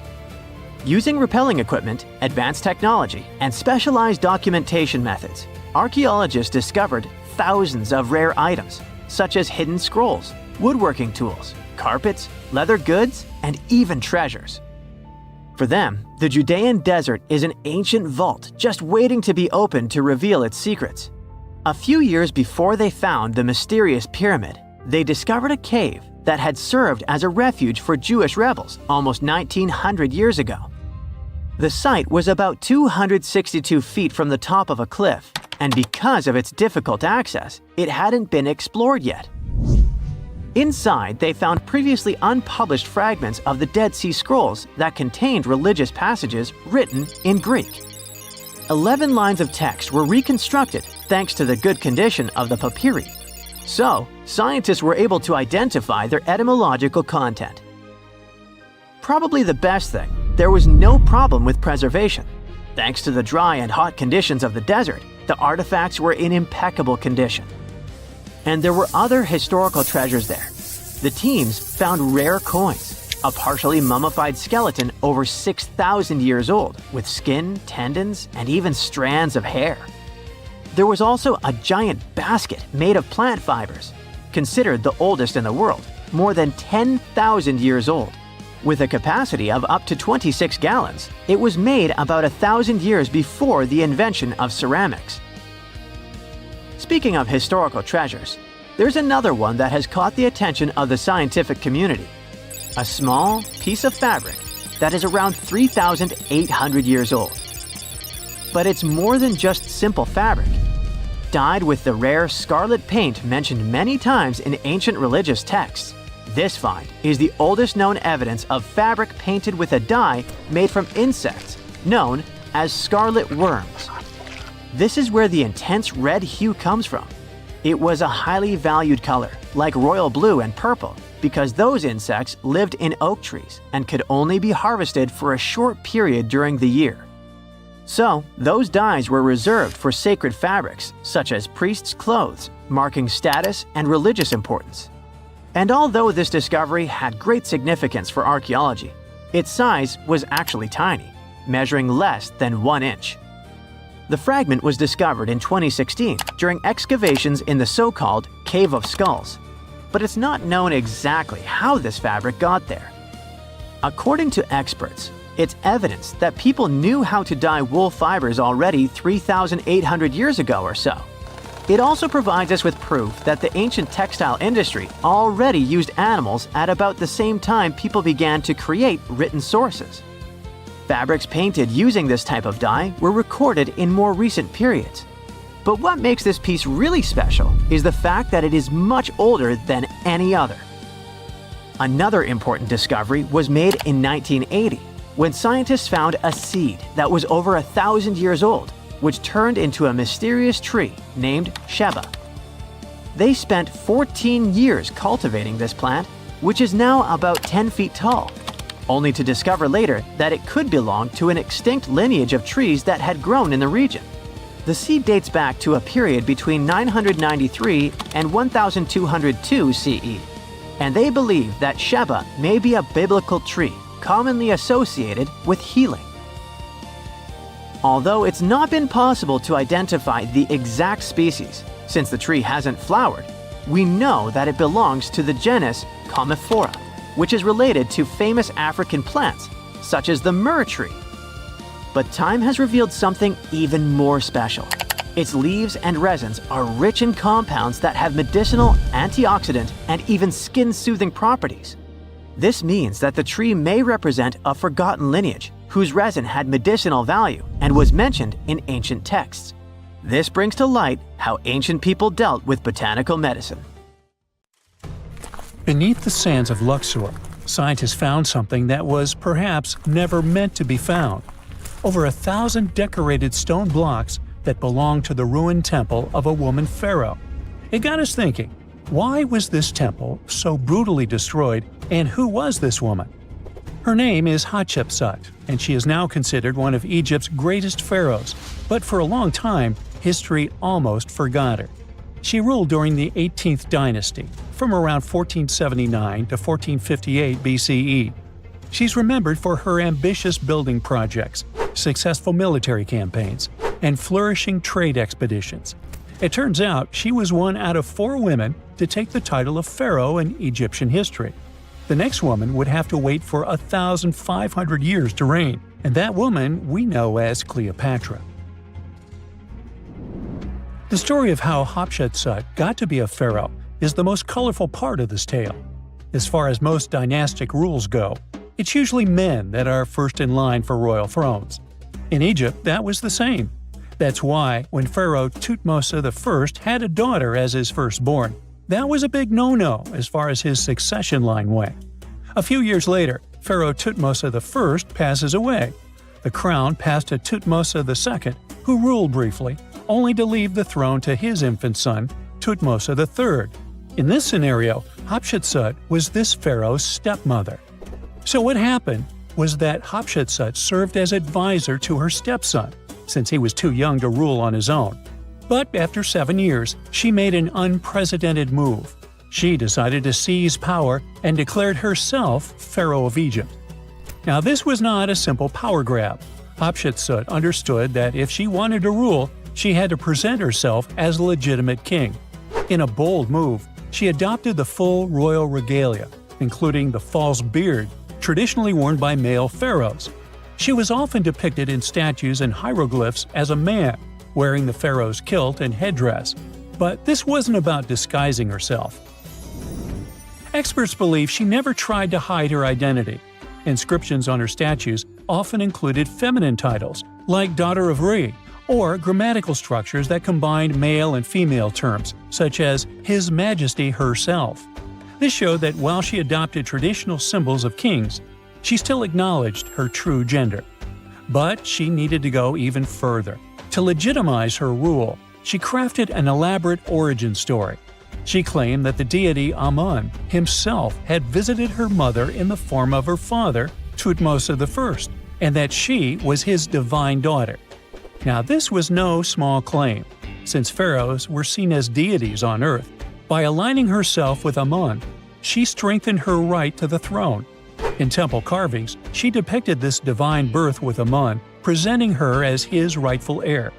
These narratives weren't just mythology, they were tools, ensuring her position remained unchallenged. Hatshepsut also took a new name, Ma'at Kari, which translates roughly to "Truth is the soul of the sun god." The word Ma'at was central to Egyptian beliefs. It represented order, justice, and divine balance. Pharaohs were expected to uphold Ma'at to ensure Egypt's stability. By calling herself Ma'at Kari, Hatshepsut was likely reinforcing that she was a legitimate and rightful ruler. Her reign was truly great. She led Egypt into an era of peace and prosperity, launching massive building projects and restoring temples across the kingdom. Her most famous achievement was the construction of her temple at Deir el-Bahari, a pretty impressive architectural masterpiece carved into the cliffs of Luxor. Hatshepsut initiated one of the most ambitious construction projects in ancient Egyptian history, commissioning monuments, temples, and obelisks to immortalize her reign. It's argued that she continued with the construction of the Avenue of the Sphinxes, a grand road lined with statues leading to the Karnak Temple. For many, her shining architectural achievement was the towering obelisk she had carved from single pieces of granite. One of these, weighing over 320 tons, still stands today. Now, beyond building, she expanded Egypt's influence through trade. She sent an expedition to the mysterious land of Punt, believed to be modern-day Somalia or Eritrea, bringing back riches like gold, ivory, and exotic animals. Her fleet of ships sailing the Red Sea marked the first recorded trade mission of its kind, establishing economic ties that would benefit Egypt for generations. Yet, for all of her success, something strange happened after Hatshepsut passed away. Her successor, aka her stepson Thutmose III, who had been overshadowed by her rule, took a drastic step. He ordered her name to be erased from history. Her statues were defaced, her inscriptions chiseled away, and her achievements credited to other rulers. It was as if she had never existed. Some believe Thutmose III wanted to reclaim his rightful place as pharaoh, while others suggest that later rulers, uncomfortable with the idea of a female pharaoh, sought to restore traditional male dominance. The story gets even more tragic. The power struggle between stepmother and stepson continues, since, even after her passing away, Thutmose III built his own temple right next to Hatshepsut's at the Valley of the Kings. But he built his temple with one deliberate modification. His monument was built 11 feet higher than hers. Mind you that this was no accident. It was a symbolic statement. He wanted to overshadow her legacy. But history had other plans. Hatshepsut's legacy started to be rediscovered in the 19th century, and it was only through careful archaeological investigation that her reign was properly recognized. Today, Hatshepsut is remembered as one of Egypt's greatest pharaohs. Her reign, once erased, has been reconstructed through constant archaeological discoveries, proving that her power and influence could not be so easily forgotten. Her resting place had been hidden in plain sight, her body removed from its original chamber in an effort to erase her from history. This final piece of evidence cemented her legacy, proving that even attempts to erase a pharaoh could not really do it. Hatshepsut's grand temple, Djeser-Djeseru, was a stunning architectural feat, designed to immortalize her reign and solidify her divine connection to Amun. But after her death, her successor, Thutmose III, launched that calculated effort to erase her legacy, and parts of her temple were dismantled. Historians still debate why. Was it a dynastic power move, an attempt to restore traditional male rule, or a bid to strengthen Thutmose III's claim to the throne? Maybe he was just a jerk. Whatever the reason, the destruction wasn't immediate. It happened decades after her death, suggesting it might not have been a personal revenge, but a broader political strategy. Yet, despite these efforts, her temple endures, and so does her story, a defiant echo of Egypt's first great female pharaoh. Let's travel through space and time to another place. Dashur, Egypt, is known to be home to several resting places of people from ancient Egypt. In the year 2017, scientists uncovered a long-lost pyramid. They quickly called the Ministry of Tourism and Antiquities because they suspected it was going to be a big deal. Unlike most pyramids that were found in the area, this one was completely sealed. Lifting the capstone was a delicate process. When they finally managed to open the pyramid, they expected to find an undisturbed chamber. Instead, it was chaos. The place had been looted, and the personal items of the person that had passed away were scattered all over. But in the middle of the wreckage, they found a chest. Using the latest scanning technology, they managed to read the damaged hieroglyphs on its surface. What they found was unbelievable. The name inscribed there was as clear as day: Princess Hatshepsut. Ooh. The discovery made in 2017 also opened up a lot of questions. After further analysis, scientists discovered the remains belonged to another Hatshepsut. It belonged to a princess that lived during Egypt's 13th dynasty. The fact that a resting place had been looted before it was sealed made scientists wonder, were these ancient people trying to hide something about this public figure? And why is there almost no record about her in ancient Egyptian history? Ooh, stay tuned. Something strange is lurking beneath the sands of Giza, and scientists have no idea what it is. Archaeologists just found a hidden structure near the Great Pyramid using advanced ground scanning technology. What's inside? Nobody knows, but excavations are already underway. The Great Pyramid of Giza is one of the most famous monuments on Earth, but it doesn't stand alone. It's surrounded by an ancient necropolis, a massive royal graveyard filled with tombs and monuments. They belong to pharaohs, nobles, and other high-ranking officials. Most of these tombs are above the ground. They're called mastabas, rectangular, flat-roofed tombs built from limestone or mud brick, and they've been studied for decades. But from old movies, we know that these weren't simple graves. They have deep vertical shafts leading to underground burial chambers, where the past was sealed away for eternity. And recently, archaeologists found one curious empty space in the cemetery, a completely unexplored patch of ground. No mastabas, no visible ruins, nada. For years they ignored it, but between 2021 and 2023, they decided to investigate. They didn't dig though. Instead, they used a technology that kind of acts like X-rays for the ground. These radars let scientists see the secrets hidden there. And there was something hidden beneath the sand. something deliberately buried and forgotten. A two-part underground structure. One part was shallow and L-shaped. It's about 33 feet long and buried just 6.5 feet deep. But below that, a deeper, more mysterious anomaly, a structure completely different from anything else in the area. They called it a highly resistive anomaly, which means it's dense and solid, likely made of stone, sand, or even metal. And still, no one has a clue what's inside it. Now, it's clear that humans made the L shape. It wasn't formed by nature. And the shallower structure might have been an entrance to whatever is hidden below. But they only have some theories about what might be hidden there. It's also filled with sand and gravel. It was probably deliberately backfilled after its construction, perhaps to preserve this. Why? Well, we don't know yet. The archaeological team will need to excavate to understand what exactly this thing was and why it was built. The first guess is a lost burial chamber. Many tombs in Giza have underground burial sites, but most have clear surface markers. This one, for some reason, has nothing, but it could be one of them. The second guess is an ancient offering chapel. Egyptologists know that some chapels were built in this shape, but usually they were above ground, not buried like this. And finally, it might be something we've never seen before. If this turns out to be a new type of structure, it could rewrite what we know about the burials of pharaohs. The only way to know for sure is to dig it up, and that's exactly what's happening right now. Excavations are already underway. Archaeologists are racing against time to uncover the truth. But there's a real danger there too. Giza's fragile ancient structures need to be handled carefully. Otherwise, they could be damaged beyond repair. So all we can do is wait for the truth. Now, these tombs always held fascinating mysteries.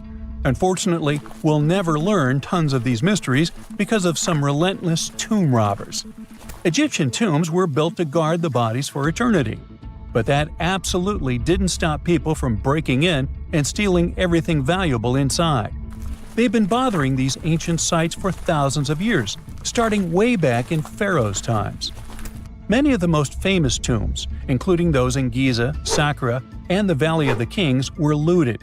It was a common practice in ancient Egypt. And they were serious about this whole thing. They dug secret tunnels to bypass traps and walls, bribed or threatened tomb workers to get inside knowledge, cracked open sarcophagi to grab gold, jewelry, and artifacts. And by the time modern archaeologists got to most of these tombs, they had already been picked clean. The reigning pharaohs got tired of this infuriating nonsense. The Valley of the Kings, the famous burial ground of Egyptian royalty, was supposed to be the ultimate safe zone. Tombs were built deep underground, hidden in the desert. Passages were sealed with giant stone blocks. False doors and traps were added to confuse thieves. Even curses were written on the walls, warnings of horrible endings for anyone who dared to disturb the tomb, which is exactly where we got all those horror stories about mummies from. Spoiler alert, none of it worked. Most tombs in the Valley of the Kings were fully robbed within 100 years of being sealed. Even King Tutankhamun's tomb, one of the most famous in history, was broken into twice in ancient times. Some of them decided to try and fight back. The New Kingdom rulers built hidden unmarked tombs in a way that should have prevented the looters from finding them, but didn't work. Some pharaohs, like Ramses II, were moved in secret to prevent their bodies from being stolen. Nope, didn't matter. The grave robbers always won. That's because tomb raiders weren't just random thieves. They were skilled, organized, and well-connected. They knew exactly where to look. Many were the ones who had built these sites in the first place, and they knew where the entrances were. If they couldn't smash through the doors, they'd dig through the walls, floors, and even ceilings to break inside. They also worked fast, often within a few years after the tombs were sealed, before anyone forgot where the valuable stuff was. The Khufu's pyramid, the one that's next to this newly discovered structure, was looted long before modern times. The one thing left inside when explorers got there? An empty granite box where the sarcophagus used to be. Unfortunately, it's not just about gold. History itself gets stolen during these raids. Ancient Egyptians wrote detailed records of what exactly and where they buried.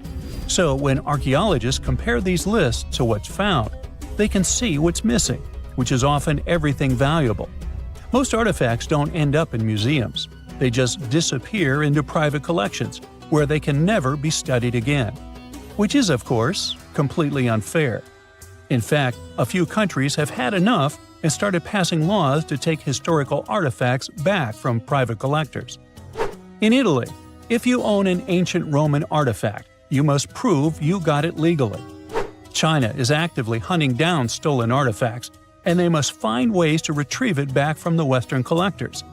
In Egypt, they passed new laws making it illegal for private citizens to own any ancient Egyptian artifacts at all.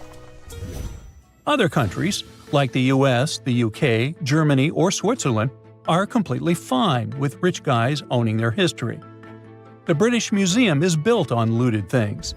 European empires invaded half the planet and took whatever they wanted back home. Their museums are often full of such stolen artifacts, and unfortunately, they refuse to give most of them back. For example, the Rosetta Stone.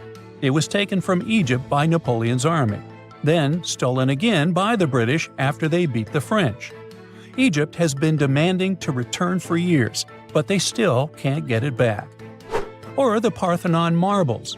These magnificent massive Greek structures were taken from the Parthenon in Athens by a British lord in the 19th century. Greece has been begging for them back ever since, but the UK doesn't feel like it. Not to mention tons of Mesoamerican artifacts scattered in various museums across the world. European explorers raided Mayan and Aztec temples, took statues, jewelry, and sacred objects, and now Mexico is fighting to get them back. Well, wouldn't it be surprising even if this mysterious underground chamber has somehow been looted already? But if it's a newly found place, could it be one of the few that escaped the hands of grave robbers? Could there still be ancient artifacts, untouched for 4,500 years? We can only hope that those guys didn't get there first. There you are, trekking across a desert on foot. It's hot, you're terribly thirsty, and now you gotta walk around this stupid wall. Wait, a wall in the middle of a sandy, lifeless nowhere? Exactly, a wall in the northern Saudi desert. Archaeologists have just made a super exciting discovery, and what they found was not just a single wall. No, it was a whole ancient walled city that might date back to 2400 BCE. They think this place was home to around 500 people and could have been used for 1,000 years. This discovery is groundbreaking. It means that the area could have been way more advanced than anyone expected. The city was well organized, with different zones for living, towers and strong walls for protection, and different sections for all kinds of daily life. This ancient city, now called Al-Natab, was basically an oasis town, and it's great since it can give us a peek into what life might have been like in this desert thousands of years ago. Apparently, they had clearly separated areas, like residential sections, a cemetery, farmland, and even a town center. This oasis city, found in the Khaybar area, is the first big organized settlement from the 2nd or 3rd millennium BCE that researchers have uncovered in northwestern Arabia. The first surveys show that this town, which covered about 6 acres, had several districts, including the residential area, the cemetery, and the legal one, with courts. The houses were set up in neat rows, all connected by small roads.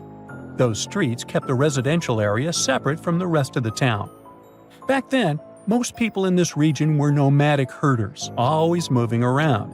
But archaeologists have been sure that during the Bronze Age, Northwest Arabia had small walled towns and oasis centers scattered across it. These connected oasis towns were unique, offering secure places for people to live, store goods, and trade. They started showing the beginnings of urban planning, which hints that people of that time were already starting to settle down and organize communities more seriously. The research team estimated that there were about 50 homes in Al-Natab, but that number could go up to 70 as they keep digging. They think that a few hundred people lived there, and probably one of the coolest things is that some houses went up to 3 stories tall. Built on a slope near a couple of major trade routes, this city was set up in a prime spot. Now, one of the most impressive things about this place is its water supply. The oasis had springs and aquifers, which are underground water sources, and such conditions were perfect for farming. Those water sources meant residents could grow their own food, making the town self-sufficient. The outer walls probably helped control who could enter the town and get access to its resources. This settled way of life was an impressive shift from nomadic living to a more agro-pastoral lifestyle, which means a mix of farming and herding animals. Another find that supports this theory is a bunch of tools like grinding stones, mortars, and pestles discovered inside the town. People there must have ground grains and prepared food. They had a diet of cereals, meat, and milk from animals they raised themselves. These astonishing findings show that the inhabitants of the town could easily feed themselves and were surprisingly advanced for that time. Thanks to better access to Saudi Arabia in the past couple of decades, archaeologists now have a much clearer picture of what life there was like thousands of years ago. The most exciting thing is that Al-Nata might have been part of a whole network of similar fortified oasis towns spread across the region, and all of these connected sites could show us how trade routes and small settlements worked together at that time in that arid area. Now, at the same time, this recent discovery isn't the only one that has the scientific world buzzing with excitement. How about we visit Egypt and see for ourselves?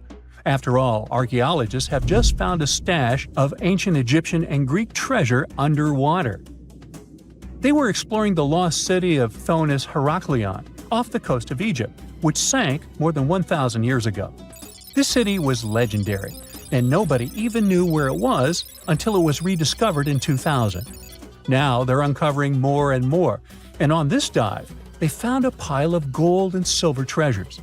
Those were probably used in rituals to bless Egyptian pharaohs when they took the throne.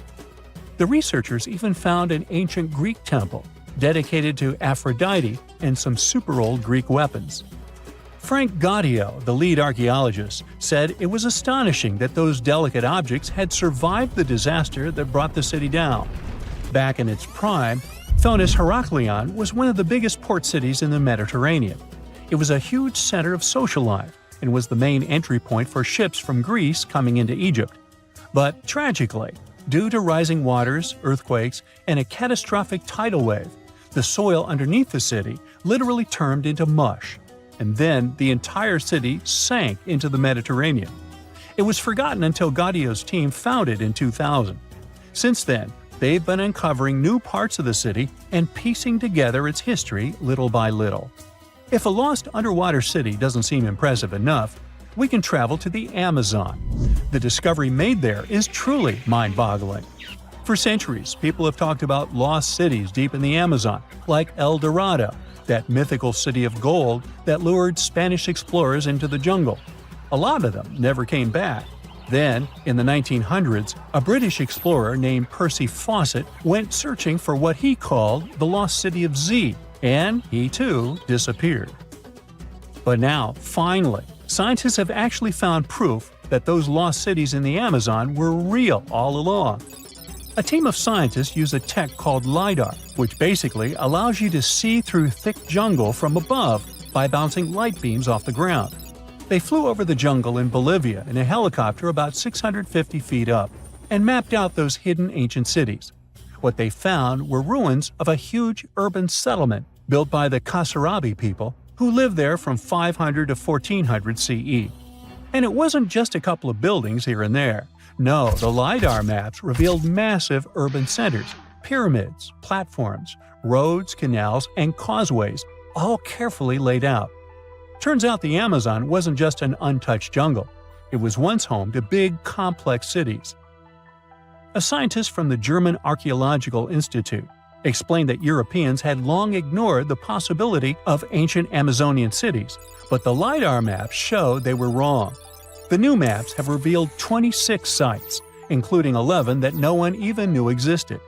Researchers have discovered two main city sites, Landivar and Kotoka. They had massive moat causeways stretching out like spokes on a wheel, linking the main cities with smaller surrounding settlements. Some of the canals even connected the cities to rivers and a big lake, which allowed water to flow through the area. Over the years, scientists found scattered ruins all over this region, but the thick jungle made it nearly impossible to connect the dots and see if or how they were related. With LiDAR, the whole layout came to life, showing that those sites were part of a much larger organized urban system. It's now also clear that the sites had a greater meaning, since everything is lined up in a way that could be symbolic of the spiritual beliefs of the inhabitants. The Kasarabi culture isn't as famous as the Maya, but they had a thriving society in an area that faced huge challenges, like yearly flooding. And although the nearby Andes had their own monumental sites, the Kasarabi were doing something absolutely unique. They even had reservoirs to store water, which suggests they might have been dealing with occasional droughts, which is pretty unusual for the Amazon. Actually, those terrible droughts could be why the Kasarabi eventually left their cities around 1400 CE. A ship filled with gold and other treasures worth over $13 million was found in the middle of the Namibian desert after almost 500 years. The worker who found it was actually looking for diamonds, but ended up with something way more valuable for history. There were some blocks of copper, some wood, pipes, and elephant tusks. The miners called for an archaeologist, who soon realized it wasn't a disturbed beach like they thought, but a shipwreck. All evidence showed that it was a Portuguese trading vessel, Bom Jesus, that went missing in the 16th century. Experts believe it was a special kind of ship that was bigger, stronger, and better than older ships from Portugal and Spain. These ships were built to take Portuguese explorers on long trips to distant places like India, China, and Japan, and come back with tons of cargo. The Bom Jesus was likely carrying treasures from Lisbon, Portugal, to Western India. But it looks like on its way around the southern tip of Africa, near Namibia, a big storm pushed the ship too close to the shore. The ship hit a rock, tipped over, and broke apart, sinking into the ocean. Archaeologists found treasure from the captain's chest under the water, which probably fell out when the ship's wooden hull broke. They also found pieces of the ship scattered along the shore, likely from the violent storm and later by construction in the area. The storm must have been very fierce, but they didn't find many bones, which means most of the crew may have survived or were lost at sea. The ship was split into 3 sections and incredibly well preserved, thanks to the thick layers of sand that covered it and prevented rot. Archaeologists who studied the wreck discovered over 40 tons of cargo. There were cannons, swords, blocks of metal like lead and tin, fabrics, and tools that sailors used to navigate the stars while traveling across the ocean. The most exciting discovery was 1,845 copper ingots, weighing as much as 16 to 17 tons altogether. Those copper ingots, or pieces of pure metal, are still in great condition because the hull of the ship and layers of sand protected them from ocean water. The scientists even managed to read the trademarks on them on site and learned they were made by a super wealthy German trading company. There were also more than 2,000 shiny gold and silver coins from different countries, and 105 enormous elephant tusks weighing about 2 tons. The tusks were likely supposed to become luxury items, like jewelry or carvings at the destination. Archaeologists took some DNA samples from the tusks and found that they came from West African forests and savanna elephants. Researchers were lucky that the ship was found in a restricted diamond mining area. No scavengers were able to get their hands on the treasures. The Bom Jesus remains the oldest and most valuable shipwreck that was ever discovered off the western coast of sub-Saharan Africa. Another shipwreck recently found by accident was buried under a 10-foot tall sand dune near the Caspian Sea. Some people call it the world's largest lake, and it has water levels that rise and fall over time because of the changes in weather patterns. These changes can move sand and uncover things like this shipwreck and other treasures along the coast. As the dune slowly disappeared, the ship started to show. Before digging it out, scientists worried that waves from the sea might damage the wreck. To protect it, they built a wall using thousands of sandbags to keep the waves away. When the ship was uncovered, They discovered it was a 3-masted, 92-foot-long merchant ship with a strong double hull. Wood samples showed the ship was built in the 18th to 19th century using trees like Scots pine, spruce, and larch from the Volga River area or the Caucasus. They even found buckwheat and plants from the same region, which were probably traded or used to feed the sailors. It proves that the ship was part of a group of merchant ships that once sailed the Caspian Sea. An amateur fisherman who was 20 feet under the sea off the coast of Turkey noticed some huge metal remains. He had an underwater camera, so he made footage of the discovery and took it to scientists. They immediately started an investigation and learned that it must be a shipwreck from the first decades of the 20th century. It could be one of the Ottoman Empire ships that had an important mission to deliver supplies, but disappeared without a trace. Scientists got permission to study this Black Sea wreck in detail to learn more about its mysteries. They're hoping to find its shipyard documents to find some answers, as the ship itself is in terrible condition and is tricky to work with. Robot submersibles that belong to an oil and gas company noticed hundreds of intact ancient storage jars sitting on the seabed in the eastern Mediterranean. Experts think those jars are 3,300 years old. This makes the find the oldest shipwreck from the deep sea. The jugs were probably used to store oil or other agricultural products like fruit. This proves that the people who made them organized maritime trade and had incredible navigational skills. It looks like the ancient mariners managed to traverse the Mediterranean Sea without a line of sight to any coast. All they could see was the horizon, so they must have used the sun and other stars to find their way.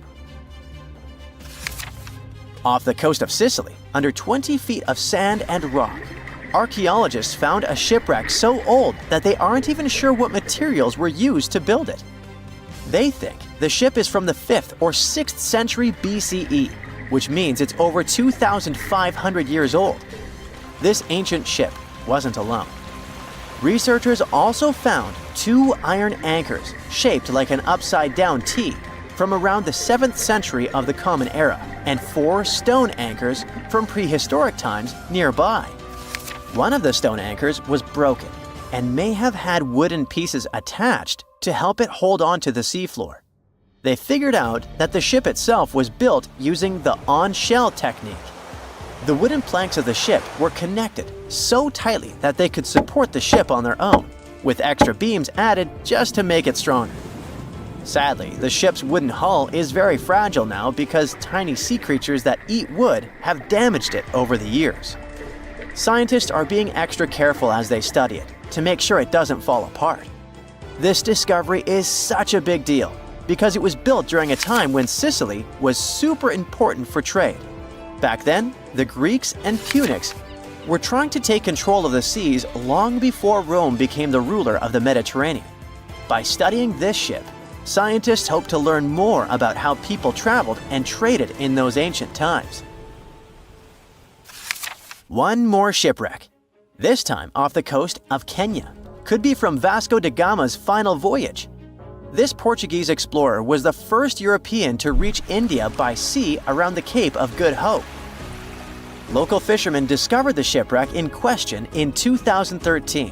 When an underwater archaeologist came to check it out, he found some treasures at the spot: elephant tusks and valuable copper ingots. If this find really has to do with Vasco da Gama, then it must be from the 16th century. It was the year of his 3rd and final voyage to India. Da Gama led a huge fleet of 20 ships, one of which was the São Jorge. Most of the ship is hidden under layers of coral, and a whole team of scientists are carefully digging trenches to find parts of the ship's wooden frame and hull. Egypt has ruled as the owner of the world's oldest pyramid, until now. A newly discovered structure in Indonesia may predate Egypt by thousands of years. If this is true, it rewrites history. The world's first pyramid was born during the last ice age, and it's now located in the middle of the jungle. At first glance, Gunung Padang does not exactly scream pyramid. It looks more like a big mound with scattered stones tossed all over it. But recent excavations have revealed that far beneath the surface, there are stone structures buried in multiple layers, deeper and much older than anyone expected. We're talking possibly 27,000 years old. This is serious if we're talking about humankind's history.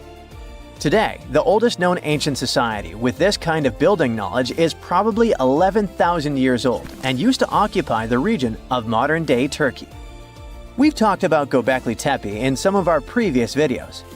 Gunung Padang has got the scientific community divided and raising big, life-changing questions.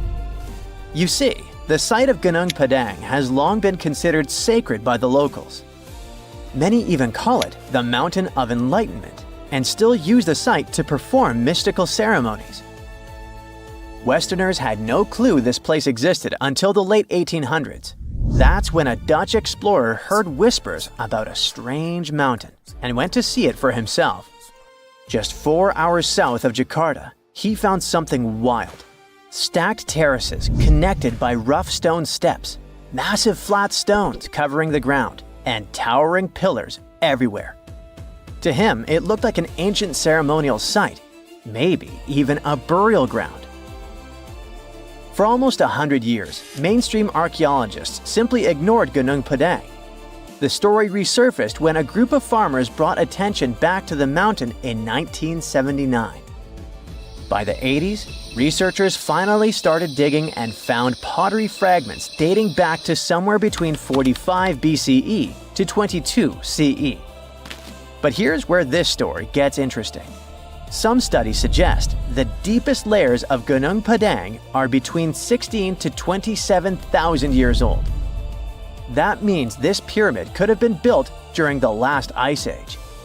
And if that's true, it's older than Egypt's famous pyramids, the ones we thought were the world's first. This whole theory comes from geologist Danny Hillman. His team used ground-penetrating radar, core drilling, and carbon dating to study Gunung Padang, and what they found was pretty wild.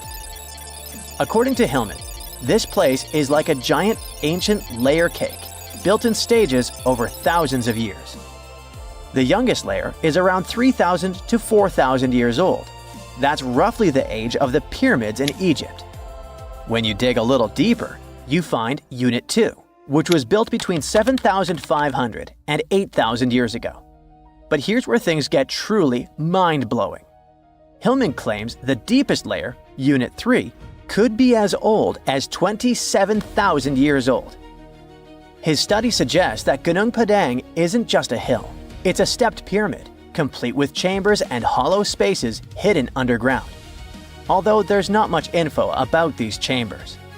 The geologist does admit his theory sounds crazy, but he says it's all real and legitimate data.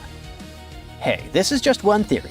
Those who disagree with Hillman say Gunung Padang was not man-made. It was nature-made. Maybe not the upper parts, which Hillman calls Unit 1. The lowest units, which are the units that could change our collective history, are the problem. To understand what the fuss is about, we need to look at the soil. The area that Gunung Padang was built on is filled with volcanoes, which means it sits on top of volcanic soil. Hillman's team drilled into the mound and found something odd. Younger soil wedged between much older rock layers. To them, this was a clear sign that the stones were stacked, not naturally formed. After all, in nature, younger soil doesn't just sink beneath ancient rock. That would be like discovering fresh ink beneath the pages of an ancient manuscript. You know, something doesn't add up unless someone put it there on purpose. However, skeptics such as volcanologist Zoetkenel Braunthal argue that Gunung Padang is not a human-made pyramid, but rather the remains of an ancient volcano. He believes the mixed layers of young soil and old rock are the result of natural erosion and geological processes, not human construction. Volcanic activity can create unusual formations over time, and without clear signs of tools, carvings, or human remains, many experts remain unconvinced. The mystery boils down to this paradox. Are we looking at the ruins of a lost civilization, or are we simply misinterpreting the work of nature? Most archaeologists say that to prove an ancient civilization existed, you first need signs of culture, art, tools, structures, something man-made. That's exactly why archaeologist Dibble, one of Hillman's biggest critics, isn't buying the pyramid theory. He argues that without solid proof of human activity, all we really know is that the soil in the mound is 27,000 years old, and that alone doesn't mean people were building pyramids back then. But here's the thing. The more we dig into ancient history, the more we find that our ancestors were capable of things we never imagined. The idea of advanced civilizations existing during the Ice Age seems far-fetched to many archaeologists. After all, who could have the technology and knowledge to build massive structures like pyramids in such a harsh environment? This is where some researchers, particularly Graham Hancock, come in. Hancock is known for his controversial theories that say that advanced civilizations may have existed during the Ice Age. The last Ice Age lasted from about 2.5 million years ago to roughly 11,700 years ago. During its peak, huge ice sheets covered large parts of North America, Europe, and Asia, making it a challenging time for human survival. Most archaeologists believe that humans during this period were mainly hunter-gatherers, moving from place to place in search of food and shelter. The idea that they had skills to build a massive pyramid-like structure is hard for many to accept. However, researchers like Graham Hancock argue that advanced Ice Age civilizations could have existed and been wiped out by cataclysmic events such as floods caused by melting glaciers. According to Hancock, these ancient cultures may have built monumental structures like pyramids. One of Hancock's most notable books, Fingerprints of the Gods, explores this theory in depth. He looks at evidence from ancient monuments like Egypt's Great Pyramid of Giza and the megalithic structures in South America and suggests that these could be the remnants of a forgotten civilization. Hancock's theories imply that knowledge and skills passed down from this ancient culture were eventually rediscovered and used by later civilizations, like the Egyptians and Mayans. If we apply this to Gunung Padang, the idea becomes even more fascinating. Could this ancient site in Indonesia be a remnant of a long-lost civilization that existed during the last Ice Age? We'll have to keep digging to figure this out. Either way, while scientists debate the origins of Gunung Padang, local myths offer a different explanation. One of the most famous local legends tells the story of King Siliwangi, a powerful ruler who wanted to build a grand palace in a single night. With supernatural strength, he began stacking enormous stones to create his masterpiece. But as the first light of dawn appeared, he realized he had failed to finish in time. Frustrated, he abandoned the project, leaving behind the massive rock formations that we see today. While this story isn't historical fact, it reflects how deeply Gunung Padang is embedded in the local culture. Even today, the site is considered a place of spiritual energy, attracting visitors who believe in its mystical power. Hindus from the island of Bali climb the mountain steps to conduct rituals related to the rising of the full moon. Followers of a variant of Indonesian martial art practice their discipline high on the mountain. As these sacred rituals continue, archaeology and geology keep trying to figure out if this really is the oldest man-made structure in the world.